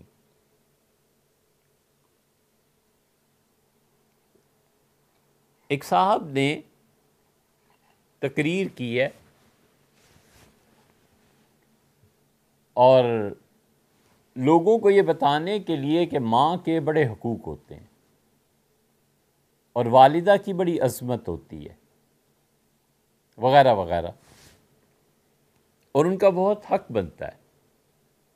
بھئی 20 احادیث صحیح اور قرآن کریم کے احکامات موجود ہیں، کیوں آپ جھوٹ کی طرف جاتے ہیں؟ اسی وجہ سے ہم کہتے ہیں کہ وہ اکثر جھوٹی روایات بیان کرتے ہیں۔ تو ہندوستان سے، حیدرآباد سے اور مختلف جگہوں سے لوگوں نے وہ بھیجی اور ہم نے خود سنی، اور صاف جھوٹ ہے حضور اقدس صلی اللہ علیہ وسلم پہ۔ جتنے لوگ کو چاہتے ہیں، مانتے ہیں، کوئی لڑائی اور کوئی جھگڑا نہیں۔ بھیا صرف چھوٹی سی چیز یہ ہے کہ آپ اس حدیث کو ثابت کر دیں۔ جو وہ کچھ کہتے ہیں آخر کسی کتاب میں لکھا ہوگا نا، وہ کتاب ہمیں بھی دکھا دیں کہ یہاں پر لکھا ہوا ہے۔ انہوں نے اس حدیث کو نہ صرف یہ کہ غلط بیان کیا، بلکہ علمی اعتبار سے یہ حدیث اس طرح کی نہیں تھی جس طرح انہوں نے کہا۔ ثابت یہ کرنا ہے کہ والدہ کے بڑے حقوق ہیں، تو اب صحیح حدیث کیوں نہیں؟ وہ پڑھیں کیوں بھئی؟ وہ تو مطالعہ چاہیے، وہ معتقد چھوڑیں تو تب کوئی پڑھے نا۔ اور صاحب بنیادی طور پہ اتنا علم رکھتے ہوں کہ صحیح احادیث اور صحیح تفسیر یہ نہیں ہے۔ 3 مقامات ایسے تھے، ڈھونڈنے کو چلیں تو 20 مثالیں ملیں گی، لیکن ہم نے ان پہ گرفت اسی لیے کی کہ حضور اقدس صلی اللہ علیہ وسلم پہ جھوٹ نہ بولیں۔ نبی کریم صلی اللہ علیہ وسلم ہم آپ جیسے نہیں ہیں، ہمیں ان کی عزت کا دفاع کرنا ہے، ان کے کلام کا دفاع کرنا ہے، ان احادیث سے جو چیزیں آپ ثابت کرنا چاہتے ہیں اگلی نسلیں ہمارے ذمے پڑ جائیں گی، متھے لگ جائیں گی، وہ کہیں گے اس چیز کو ثابت کرو۔ کون ثابت کرے گا ادھر؟ اس لیے جب آپ گہرا علم نہیں رکھتے تو آپ اسلام کے نمائندے بھی نہ کہلائیں۔ کبھی تو کہیں نا کہ غیر ارادی طور پہ میری زبان سے جھوٹ نکل گیا، میں اللہ سے کی پناہ مانگتا ہوں، لوگوں میری بات غلط ہے۔ آپ رجوع بھی نہ کریں، حضور اقدس صلی اللہ علیہ وسلم پہ جھوٹ بھی بولتے پھریں، پھر کوئی آپ کو ٹوکے بھی نہ۔ یہ کیا بات ہے؟ ہم نے، آپ نے، سب نے مر کے اللہ کو جواب دینا ہے۔ آپ خدا کے ہاں یہ چیز ثابت کر دیجئے، آپ جیتے۔ اللہ کے ہاں دنیا میں کچھ نہیں ہے، دنیا جو ہونی ہے سو ہونی ہے۔ یہ ہے حدیث۔ اس میں ذرا آپ دیکھیں کہ انسان، آپ کی ہماری عقل عام نارمل کیا کہتی۔ قال ابو ہریرہ، یہ کتاب العتق میں حدیث لائے ہیں امام بخاری رحمۃ اللہ علیہ، اور انہوں نے اس پہ باب باندھا ہے کہ باب العبد اذا احسن عبادت ربہ ونصح سیدہ۔ یہ باب، اس چیپٹر میں وہ احادیث بیان کی جا رہی ہیں جس سے معلوم ہوتا ہے کہ کوئی غلام اپنے آقا، کوئی آدمی اذا احسن عبادت، جب وہ اللہ کی عبادت اچھی طرح کرے، ایک، اور دوسرے اپنے آقا کی خدمت بھی بہترین کرے۔ 2 چیزیں، اللہ تعالیٰ کی عبادت بھی اچھی، اور دوسری طرف اپنے آقا کی خدمت بھی اچھی۔ پہلی حدیث لائے ہیں وہ عبداللہ ابن عمر کی روایت ہے، پھر وہ دوسری حدیث لائے ہیں وہ حضرت ابو موسیٰ اشعری کی روایت ہے، تیسری حدیث لائے ہیں حضرت ابو ہریرہ رضی اللہ تعالیٰ عنہم، یہ ان کی روایت ہے، اور وہ کہتے ہیں سعید ابن مسیب کی روایت ہے۔ سعید ابن مسیب رحمۃ اللہ علیہ مدینہ منورہ میں حضرت ابو ہریرہ رضی اللہ عنہ کے داماد تھے، اور ابو ہریرہ رضی اللہ عنہ ان کے علم کا خود اعتراف کرتے تھے۔ سعید ابن مسیب بہت علم تھا، حتیٰ کہ امام احمد نے کہا کہ مدینہ منورہ میں ان سے بڑا تابعی نہیں ہے علم کے اعتبار سے، وگرنہ نسباً تو یہ جو دوسری طرف حضرات ہیں، حضرت زین العابدین رحمۃ اللہ علیہ وغیرہ، ظاہر ہے کہ ان کے اپنے مقامات ہیں۔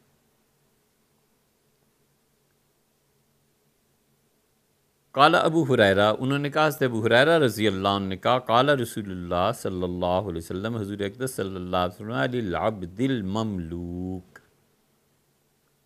وہ بندہ جو غلام ہو، ایک ہے آزاد، ایک ہے غلام۔ شریعت کی ساری نصوص بتاتی ہیں کہ آزاد بنسبت غلام کے افضل ہے۔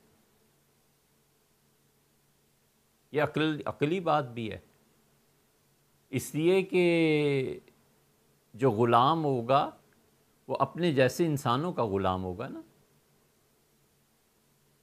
وہ اگر ان کے حقوق ادا نہیں کرتا، غلامی کے تقاضے پورے نہیں کرتا، تو اللہ کے ہاں بھی مجرم اور اپنے آقا کے ہاں بھی مجرم۔ اور آزاد آدمی صرف حقوق اللہ میں اللہ کا مجرم، اور حقوق العباد اس کے علاوہ ہیں، وہ کسی کا غلام نہیں ہے۔ اسی طرح اس کی خرید و فروخت بھی نہیں ہے۔ آزاد آدمی کے خریدنے بیچنے پہ تو حضور اقدس صلی اللہ علیہ وسلم نے لعنت کی ہے۔ اسی لیے تو بیوی اور باندی میں فرق ہے۔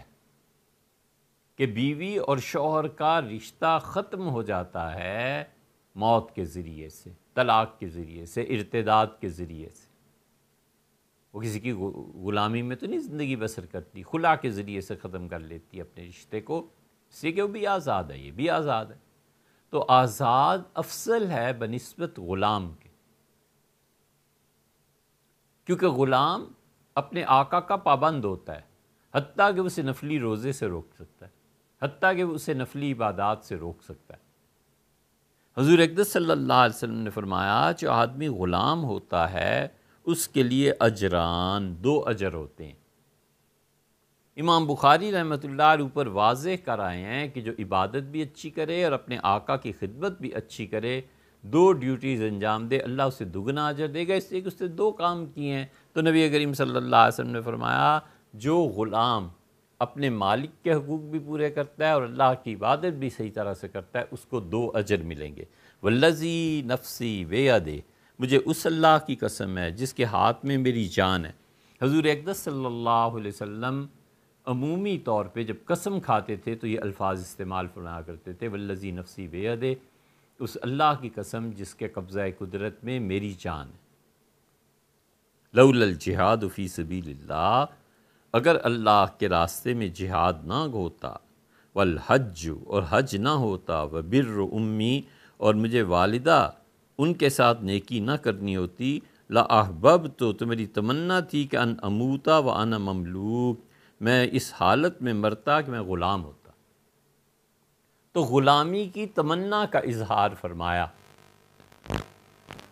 آدمی اس حدیث پر جب غور کرتا ہے تو صاف صاف بات ذہن میں آتی ہے کہ حضور اقدس صلی اللہ علیہ وسلم نے یہ کیسے کہہ دی 3 باتیں کہ اگر اللہ کے راستے میں، چلو یہ بھی پھر بھی کھپ جاتی ہے کہ خدا کے راستے میں جہاد نے مجھے اس بات پہ آمادہ کیا، ابھارا، خوشی سے قبول کیا کہ میں آزاد ہوں۔ لیکن دیکھو بر امی، میری والدہ کی خدمت جو ہے نا، دوسری چیز یہ ہے جو غلامی میں مانے ہے۔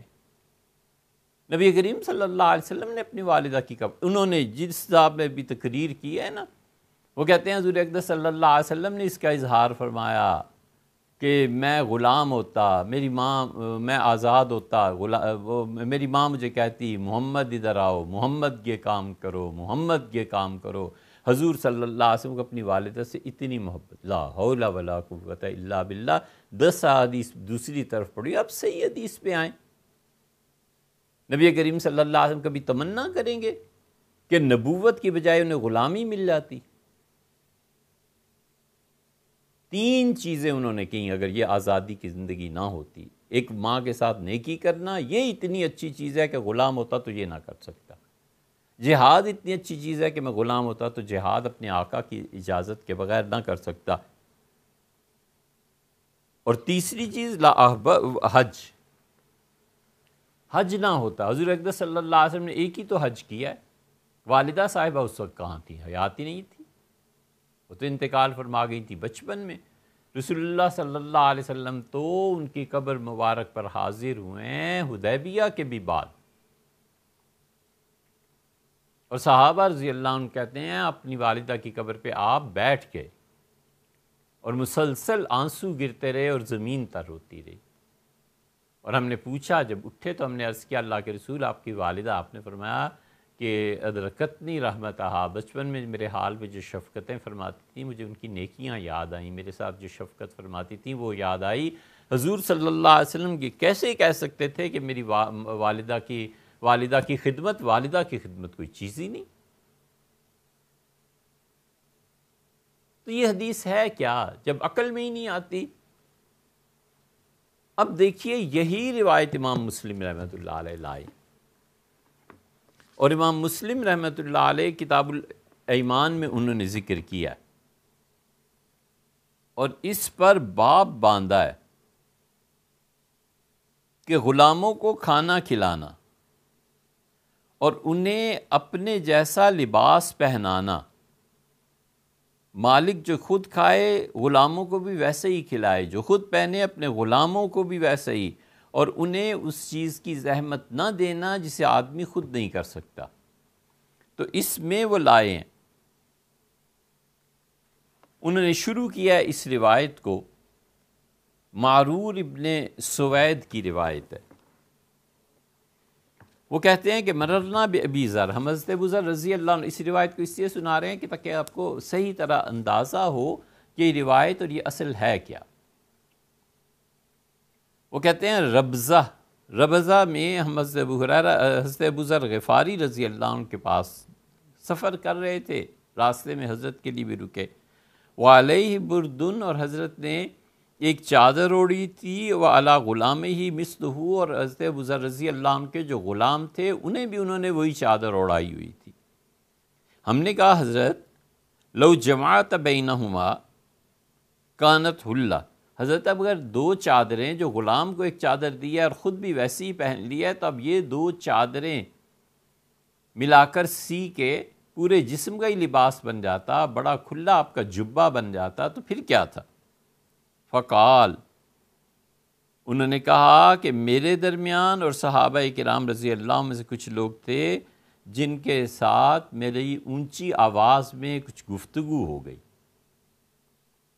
باتیں کر رہے تھے اور کچھ اختلاف ہو گیا۔ تو دیکھو میں تمہیں واقعہ بتاؤں، اور جس سے میرا اختلاف ہوا تھا، میری آواز بلند ہو گئی تھی، وہ ایک عجمی عورت کی اولاد تھے۔ فعیرتہ بأمہ، میں نے عربیت کی بنیاد پر، اپنی نسل کی بنیاد پہ، کہ میں خالص عرب ہوں، ماں اور باپ دونوں، اور تمہاری ماں عجم سے آئی تھی، میں نے اسے غیرت دلائی کہ او عجمی عورت کے بیٹے، اس کے نسب میں عیب نکالا۔ فشکانی الی النبی صلی اللہ علیہ وسلم، تو وہ گئے اور حضور اقدس صلی اللہ علیہ وسلم نے میری شکایت کی۔ فلقیت النبی صلی اللہ علیہ وسلم، میں حضور اقدس صلی اللہ علیہ وسلم کی خدمت میں حاضر ہوا۔ فقال یا ابا ذر، آپ نے کہا ابو ذر، انک امر فیک جاہلیہ، تو ایسا شخص ہے جس میں ابھی تک کفر کی عادتیں باقی ہیں، لوگوں کو تانے دیتے پھرتے ہو، ابھی تک کفر کی عادتیں۔ میں نے کہا اللہ کے رسول، انہوں نے بھی مجھے برا بھلا کہا تھا۔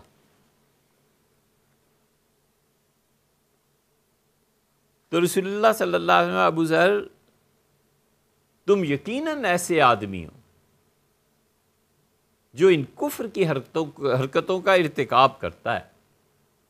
دیکھو یہ کفر اسلام کا مسئلہ نہیں ہے، لیکن رسول اللہ صلی اللہ علیہ وسلم نے یہ ان سب متکبر اور مغرور لوگوں کو، جو لوگوں کو ذلیل، رسوا، کم درجے کا آدمی سمجھتے ہیں، ان سب کو بتا دیا کہ اگر کوئی آدمی تفریق کرتا ہے اپنے اور اپنے بھائیوں کے درمیان، اور اپنے آپ کو اعلیٰ درجے کا سمجھتا ہے، غرور اور فخر کا مارا ہوا ہے، یہ اس کی حرکت کفر کی حرکت ہے، کوئی چھوٹی سی نہیں ہے۔ ابو ذر یہ کفر کی حرکتیں، ہم اخوانکم، تمہارے غلام تمہارے بھائی تو ہوتے ہیں، جعلہم اللہ تحت ایدیکم، اللہ کی مشیت ہے کہ اس نے کسی حکمت کے تحت اس کو تمہارا نوکر بنا دیا ہے۔ فَطِعِمُوهُم مِّمَّا تَأْكُلُونَ، جو خود کھاتے ہو انہیں بھی وہی کھلایا کرو، وَأَلْبِسُوهُم مِّمَّا تَلْبَسُونَ، جو تم خود پہنتے ہو اپنے غلاموں کو بھی وہی کپڑا پہنایا کرو، اور دیکھو انہیں کبھی بھی ایسی چیز کے لیے ایسے کام کا نہ کہنا جس کام سے تم خود عاجز ہو جاؤ، اور اگر تم خود نہیں کر سکتے، اور اگر تم انہیں کسی ایسے کام کا حکم دو تو پھر خود بھی اس کے ساتھ مل کے کام کرایا کرو۔ یہ غلاموں کے، نوکروں کے حقوق بتا دیے، اسی میں آگے چل کے وہ حدیث لائے، پھر باب قائم کیا ہے کہ جو اپنے پروردگار کی اچھی عبادت کرے اور اپنے مالک کی خدمت کرے، وہ 2 اجر اسے ملیں گے۔ وہی لائے ہیں حدیث۔ سعید ابن مسیب رحمۃ اللہ علیہ نے کہا کہ حضرت ابو ہریرہ رضی اللہ عنہ نے کہا قال رسول اللہ صلی اللہ علیہ وسلم۔ اب دیکھا آپ نے 3 چیزیں تھیں نا، حج تھا، والدہ کی خدمت تھی، اور اللہ کے راستے میں جہاد تھا۔ یہ 3 چیزیں نہ ہوتی جو آزاد کو نصیب ہیں، غلام کر نہیں سکتا، تو میں اللہ سے دعا، یعنی میری تمنا ہے کہ میری موت آتی اس حال میں کہ میں غلام ہوں۔ حضرت رسالت مآب صلی اللہ علیہ وسلم بخاری شریف میں یہ پتہ چلتا ہے، مسلم میں یہ حدیث کہتے ہیں کہ نبی کریم صلی اللہ علیہ وسلم للعبد المملوک المصلح اجران، جو آدمی غلام ہوتا ہے اور وہ اچھے کام کرتا ہے، یعنی اللہ کی عبادت بھی اور اپنے آقا کی خدمت بھی، اجران، اسے 2 اجر ملیں گے۔ والذی نفس ابی ہریرہ بیدہ، اس اللہ کی قسم جس کے قبضہ قدرت میں ابو ہریرہ کی جان ہے۔ بخاری کی روایت سے اندازہ ہوتا تھا کہ وہ رسول اللہ صلی اللہ علیہ وسلم جو عام طور پہ اسی طرح قسم کھاتے تھے، یہ حضور اقدس صلی اللہ علیہ وسلم کا اپنا جملہ ہے۔ جب مسلم میں اسی روایت کو آدمی نے دیکھا تو اس نے کہا ہو، یہ تو حضرت ابو ہریرہ رضی اللہ عنہ حضور صلی اللہ علیہ وسلم ہی کے الفاظ کو استعمال فرما رہے ہیں، لیکن اپنے متعلق کہہ رہے ہیں، ان کا جملہ نہیں ہے، یہ ہے ادراج، یہ ہے مدرج، کہ ابو ہریرہ رضی اللہ عنہ کہتے ہیں اس اللہ کی قسم جس کے قبضہ قدرت میں میری جان ہے، اگر خدا کے راستے میں جہاد والحج اور حج و بر امی اور والدہ صاحبہ کی خدمت نہ ہوتی، لأحببت انا اموت و انا مملوک، میرا جی چاہتا ہے کہ میں مرتا تو بھی غلام ہی ہوتا کہ اس کو 2 اجر ملتے ہیں، ثواب ڈبل ہو جاتا ہے اس کا۔ کچھ ہے نا جن کے ثواب ڈبل ہیں، مثلا امہات المومنین کے متعلق اللہ نے کہا کہ اگر تم اچھے کام کرو گی تو ہم تمہیں ڈبل اجر دیں گے۔ اس پہ ہم نے ایک مضمون بھی لکھا تھا کہ کس کس کے لیے دوہرے اجر ہیں۔ یہ جو ہے نا، یہ یہاں سے پتہ چلا کہ ہو یہ تو حضرت ابو ہریرہ رضی اللہ عنہ کا، اسی لیے حضرت ابو ہریرہ رضی اللہ عنہ نے حج کیا جب ان کی والدہ کا انتقال ہو گیا۔ اپنی والدہ کی خدمت میں ہمیشہ لگے رہتے تھے، حج کے لیے بھی نہیں گئے کہ والدہ کو میری زیادہ ضرورت ہے۔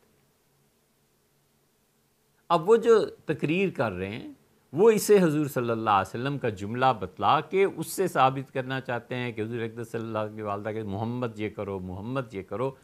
یہ کیا ہے؟ یہ علم کی کمی ہے، انہیں نہیں معلوم کہ ادراج ہے حضرت ابو ہریرہ رضی اللہ عنہ کا، مسلم سے یہ ثابت ہو جاتا ہے۔ اس لیے جو بھی ان کے چاہنے والے ہیں ان سے صرف اتنی گزارش ہے کہ حضرت یہ نہ کریں۔ ان صاحب کے جو خادم تھے عمران بشیر صاحب، کئی برس پہلے، بڑے صالح، بڑے متقی جوان، ہم نے ان سے عرض کیا کہ حضرت سے عرض کریں کہ حدیث میں دخل نہ دیں، آپ جتنی احادیث بیان کرتے ہیں ان میں 20 ایسی ہیں جو اصل میں ہیں ہی نہیں۔ کئی بار عرض کیا، پھر 3-4 مرتبہ ایسے ہوا کہ انہوں نے فرمایا کہ میں فلاں وقت آؤں گا، فلاں وقت آؤں گا، اور ہم اپنی محرومی کی وجہ سے، وقت کے آگے پیچھے ہو جانے کی وجہ سے نہیں ملے، کیونکہ دوست جانتے ہیں کہ جو وقت ہے بس ہے، 3 ہے تو 3:15 نہیں ہونے چاہیے نا، ورنہ پھر اور بھی بتیرے کام ہوتے ہیں۔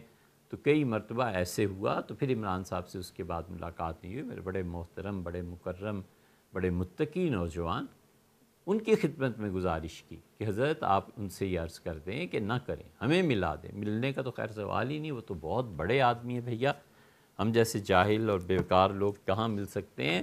مگر انہوں نے اپنی تقریروں میں یہ جو رسول اللہ صلی اللہ علیہ وسلم کا کہا ہے نا کہ انہوں نے تمنا کا اظہار کیا کہ کاش وہ غلام ہوتے، یہ جھوٹ ہے۔ حضور اقدس صلی اللہ علیہ وسلم نے کبھی اس تمنا کا اظہار بھی نہیں فرمایا، اور نبی کریم صلی اللہ علیہ وسلم کہہ کیسے سکتے تھے؟ نبوت اور غلامی جمع ہو جاتی۔ تو اس لیے گزارش کہ نہ کریں، نبی کریم صلی اللہ علیہ وسلم پہ جھوٹ نہ بولیں، بس اتنی بات۔ اور اگر یہ کہیں ہے، یہ حضرت ابو ہریرہ رضی اللہ عنہ کا اپنا کلام نہیں ہے بلکہ نبی کریم صلی اللہ علیہ وسلم ہی کا کلام ہے، تو یہ کہیں آخر آیا ہوگا نا، وہ بتا دیں۔ کرمانی نے یہ جرت کی ہے، یہ کلام سارا رسول اللہ صلی اللہ علیہ وسلم کا ہے۔ اس پہ پھر عینی، ابن حجر اور بخاری کے شراح انہوں نے خوب جواب دیا ہے کرمانی رحمۃ اللہ علیہ، خاص طور پہ ابن حجر رحمۃ اللہ کے اس وقت ذہن میں نہیں ہے، لیکن ان کا ہے بدر الدین عینی رحمۃ اللہ علیہ کا۔ عینی بڑے تھے ابن حجر رحمۃ اللہ علیہ سے، لیکن انہوں نے خوب اس پہ نقد کیا ہے، تنقید کیا ہے، اور ثابت بھی کیا ان محدثین اور شراح نے کہ کلام حضرت ابو ہریرہ رضی اللہ عنہ کا مدرج ہے، یہ حدیث مدرج۔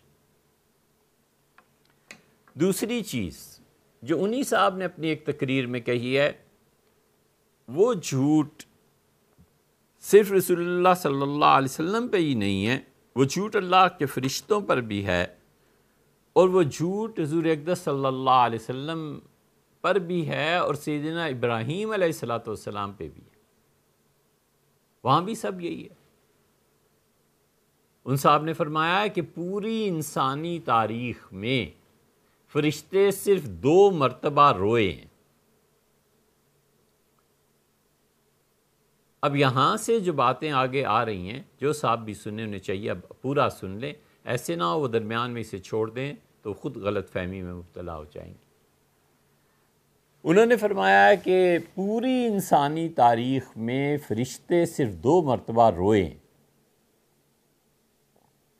فرشتے اس وقت روئے ہیں جب حضرت ابراہیم علیہ السلام نے اسماعیل کے گلے پہ چھری رکھ کے ذبح کرنا چاہا، تو باپ بیٹے کو ذبح کر رہا ہے، فرشتے رو پڑے کہ باپ کے جگر کا ٹکڑا ہے، باپ کا جگر گوشہ، باپ کا پلا ہوا بچہ، اور محبت اور تعلق، اور باپ اپنے بیٹے کے گلے پہ چھری رکھ کے اسے ذبح کرنے لگا ہے، فرشتے رو پڑے۔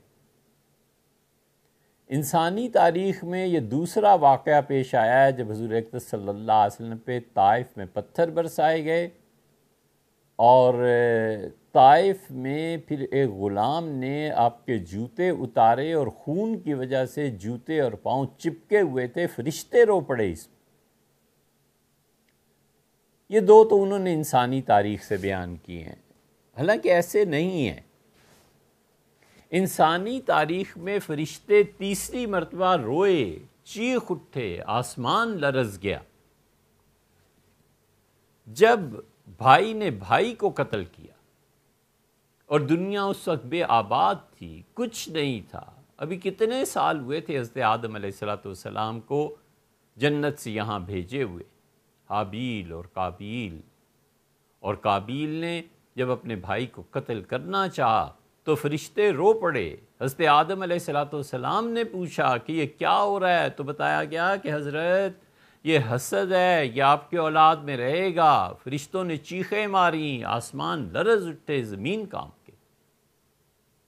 انسانی تاریخ میں فرشتے چوتھی مرتبہ روئے ہیں جب بھائیوں نے بھائی کو کنویں میں پھینک دیا،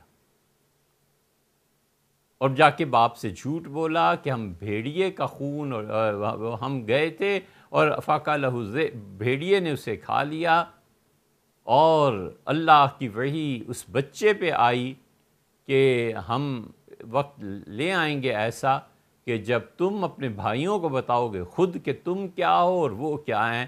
فرشتوں نے دیکھا بھائی نے بھائی کو قتل کر دیا تھا وہاں حابیل اور قابیل میں، اور پھر بھائی کو بھائیوں نے کنویں میں پھینکا اور موت کے منہ میں دے کے چلے آئے۔ فرشتے چیختے رہے اور خدا کی ان حکمتوں پر غور کرتے رہے، اور 5ویں مرتبہ روئے ہیں فرشتے، جن کے رونے کی اب تک صدا باقی ہے۔ اور کربلا تھا جب حضور اقدس صلی اللہ علیہ وسلم کے نواسے کو اور ان کے ماننے والوں کو شہید کیا گیا۔ انسانی تاریخ میں 5 مرتبہ واقعات ہوئے ہیں، فرشتے لرز اٹھے، آسمان پر کپ کپی طاری ہو گئی، اور زمین کو اگر خدا نہ تھام لیتا تو پوری کائنات تباہ ہو جاتی۔ اور یہ سب جھوٹ ہے۔ انہوں نے 2 کہا، میں نے 3 مزید شامل کر دیے، 5 ہو گئے۔ کون سی انسانی تاریخ یار؟ آپ کو کس نے آ کے اطلاع دے دی ہے کہ فرشتے روئے تھے؟ خدا کا خوف چاہیے۔ 2 جھوٹ آپ نے بولے، 3 میں نے ملا دیے۔ اللہ کی پناہ ہے اس جھوٹ سے، اور خدا بچائے اس جھوٹ سے اور معاف کرے۔ یہ 3 مثالیں اس لیے دی ہیں تاکہ آپ کو پتہ چلے کہ آپ کے مذہبی رہنما آپ سے کھیلتے کیسے ہیں، آپ کو جذبات میں لا کر رلاتے کیسے ہیں، اور آپ اس رونے دھونے میں لگ کے ان کے پیچھے کیسے چل پڑتے ہیں۔ سب جھوٹ ہے۔ اور اگر خدا کا دین اس سراب پہ، اس ریت پہ، ان جھوٹی روایتوں پہ قائم ہے تو ایسے اسلام سے باز آئے بھی، اس جھوٹے اسلام سے۔ ہمیں نہیں چاہیے ایسا اسلام۔ اللہ کا دین سچ ہے، کتاب و سنت سچ ہے، صحابہ رضی اللہ عنہ کی راہ ہدایت کی راہ ہے، ائمہ مجتہدین ان کے اجتہاد برحق ہیں، ہم اس پہ عمل کرتے ہیں، ہم مقلد پکے امام ابو حنیفہ رحمۃ اللہ کے، امام مالک، شافعی، احمد وغیرہ وغیرہ رحمہم اللہ، جو انہوں نے کہا ہے، حتیٰ کہ ضرورت کے وقت اچھے اچھے مفتی حضرات ان کے پیچھے چلتے ہیں، ان کے اقوال لے لیتے ہیں۔ ہمارا دین تو یہ ہے، اس دین میں کون سا سکم ہے؟ آخر کون سی مصیبت پڑ گئی ہے کہ جھوٹ بول بول کے اسے ثابت کرنا ہے؟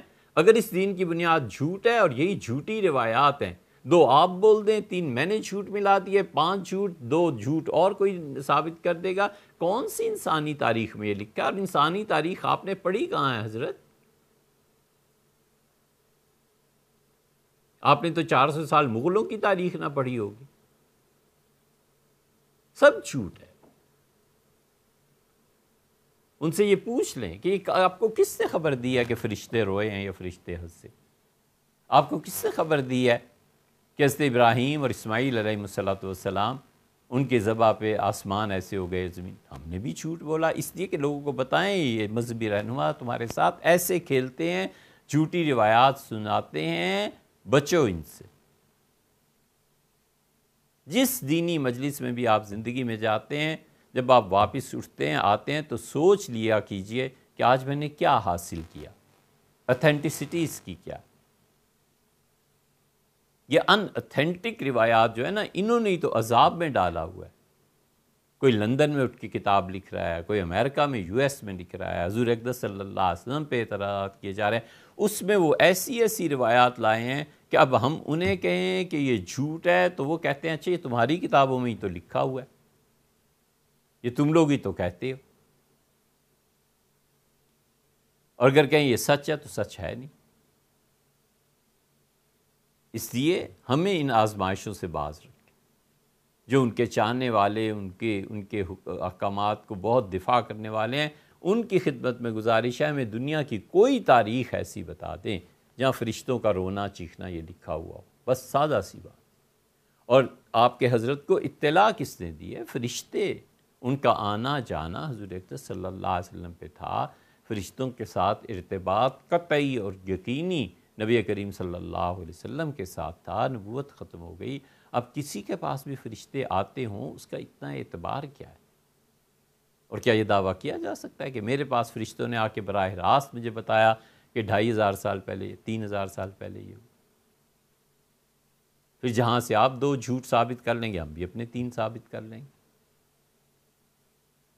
اس لیے گزارش ہے کہ پھر عرض کریں جو بھی ان کے جاننے والے کہ حضرت نہ بولیں جھوٹ، مطالعہ کر لیں صحیح روایات، ان کے ذریعے جو کچھ ثابت ہوتا ہے کرتے۔ یہ تو اس ایک سوال کا جواب تھا جو انڈیا سے ہمارے محب اور مکرم ایک دوست نے بھجوایا تھا۔ اس کے بعد ایک آدھ بات اور آپ سے عرض کرنی ہے کہ اللہ تعالیٰ بہت ہی جزائے خیر دے۔ آسٹریلیا میں ہارون صاحب ہیں، اسی طرح ظہیر صاحب تو خیر مدت سے ان سے تعلقات ہیں اور دوست ہیں، اور انہوں نے ہماری وہ اپیل جو پچھلی مرتبہ کی تھی لائبریری کے سلسلے میں، اس میں بھرپور تعاون کیا، اور اللہ کا شکر ہے کراچی سے حکیم صاحب کی جو لائبریری اٹھائی تھی وہ قرضہ سب پورا ہو گیا۔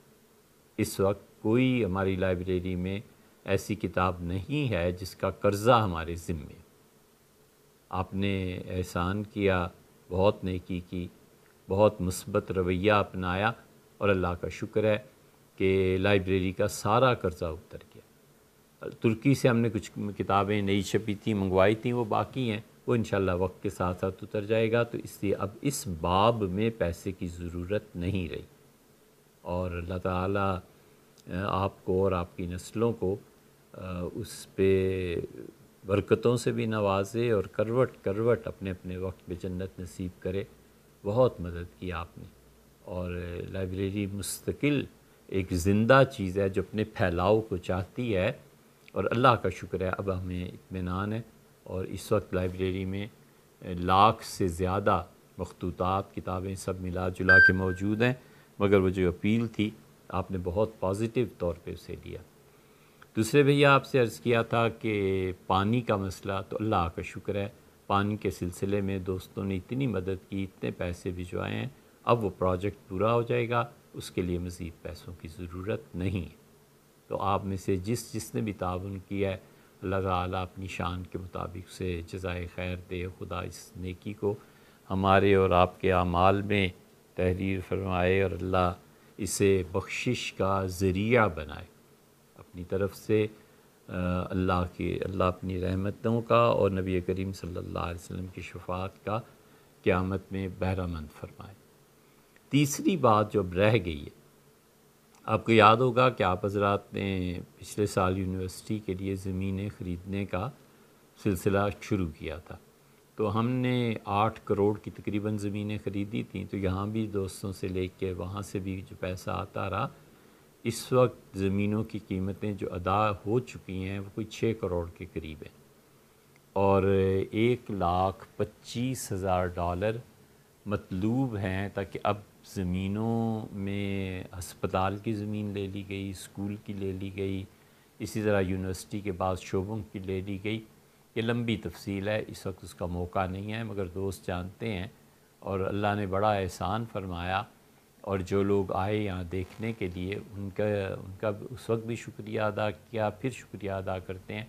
رضوان صاحب تشریف لائے تھے US سے، اسی طرح دانش صاحب تشریف لائے تھے، تیسرے شبیر صاحب تشریف لائے تھے، اور چوتھے خالد صاحب خود تشریف لائے تھے۔ تو خالد صاحب تو آپ کے سامنے ہی ہیں۔ تو چاروں حضرات تشریف لائے، یہاں جو پروجیکٹس ہے وہ دیکھے، لائبریری دیکھی، یہ چیزیں، اور بعض ایسی چیزیں تھیں جس پہ دانش صاحب نے کہا یہ تمہیں معلوم ہی نہیں تھی، تم اس کا بھی تو تذکرہ کرو، لیکن جہاں پر ضرورت نہیں ہے وہاں کیوں تذکرہ کرنا ہے، یا اپنے متعلق کیوں ایسی اچھے جملے سننے ہیں۔ اللہ تعالیٰ ہم سب کے عیوب پر پردہ ڈالے۔ تو اس لیے اب زمین کی خریداری رہ گئی، خریداری ہو گئی، پیسے دے دیے، ایسے لوگ ہیں جنہیں 1 کروڑ دے دیا اور ابھی اس کے 25 لاکھ باقی ہیں، ایک صاحب ہیں جن کے 50 لاکھ باقی ہیں، ایک صاحب ہیں جن کے کوئی 70-80 لاکھ باقی ہیں، تو ان کو بھی ادا کرنے ہیں۔ اب ہمیں محنت، یہ کوئی ایسا کام نہیں ہے کہ ختم ہو جائے، ہمیں انشاءاللہ پوری یونیورسٹی تیار کرنی ہے، پوری یونیورسٹی بنانی ہے، تاکہ ہماری آئندہ نسلیں آ کے پڑھیں، تحقیق کریں، کام کریں۔ تو ہماری ساری سرگرمیاں اور زندگی بس اسی کے لیے کہ ہم ایک بہت اچھا اور مضبوط ادارہ اپنے ملک میں بنائیں، تاکہ ہم آپ تو دنیا میں چاہے نہ ہوں، لیکن آئندہ جو دنیا آئے جس میں ہماری اولادیں اور نسلیں آئیں، وہ وہاں تحقیق کے لیے رجوع کریں، اعتماد قائم ہو، پتہ ہو کہ وہاں کا فتویٰ، وہاں کی بات بہت مستند مانی جاتی ہے۔ ہم سب اسی جد و جہد میں لگے ہوئے ہیں۔ تو زمین کے سلسلے میں $1,25,000 اتنی رقم رہ گئی ہے، اور اس سلسلے میں آپ گلزار صاحب سے رابطہ کر لیجئے، رضوان سے کر لیجئے، شبیر صاحب سے کر لیجئے، دانش سے کر لیجئے، خالد ہیں، لکھنؤ کے ہمارے دوست ہیں، ان سے سب سے کسی سے بھی رابطہ کر سکتے ہیں۔ آپ کوشش کریں کہ زمین میں یہ پیسہ ادا ہو جائے، اور چاہے آپ قرض دے دیں، پھر وہ آپ کو خود ہی بتا دیں گے کہ آپ کا قرض کب تک ادا ہو سکتا ہے۔ پیسے اللہ کا شکر ہے کچھ کچھ ملتے رہتے ہیں، پھر وہ جمع ہو جاتے ہیں، پھر قرض میں ادائیگی ہو جاتی ہے۔ لیکن یہ کہ اب ہم زمینیں خرید لیں، پھر اس کے بعد مرحلہ ہے کہ اب ہم نے یونیورسٹی کا کون سا حصہ پہلے تعمیر کرنا ہے۔ ہم چاہتے ہیں کہ بچوں کا اسکول اور ہسپتال، ان 2 چیزوں کو ترجیح دیں، اور اس کے بھی پیچھے پوری ایک سٹوری ہے جو گلزار صاحب جانتے ہیں اور دانش کو بتایا تھا، اور اسی طرح شبیر صاحب سے پوچھ لیجیے، رضوان صاحب زیادہ جانتے ہیں، ان سے تفصیل سے میں نے عرض کر دیا تھا کہ اب ہمیں اسکول کے لیے اور اس کے ساتھ ساتھ ہسپتال کے لیے کم سے کم بنیادیں ہی ڈال دینی چاہیے، لیکن اس سے بھی پہلے وہی بات پھر آ جاتی ہے کہ ہمیں اس وقت $1,25,000 کی ضرورت ہے، تاکہ زمین کے پیسے ادا کر کے زمین ادارے کے نام منتقل کر دی جائے، اور پھر ہم ایک نئے سفر کا آغاز کریں۔ اللہ تعالیٰ آپ کا، ہمارا سب کا حامی و ناصر قبول فرمائے، اور قبول فرمائے، اور اس کی خوشی موت کے وقت بھی اور جب اس سے ملاقات اور زیارت اس وقت نصیب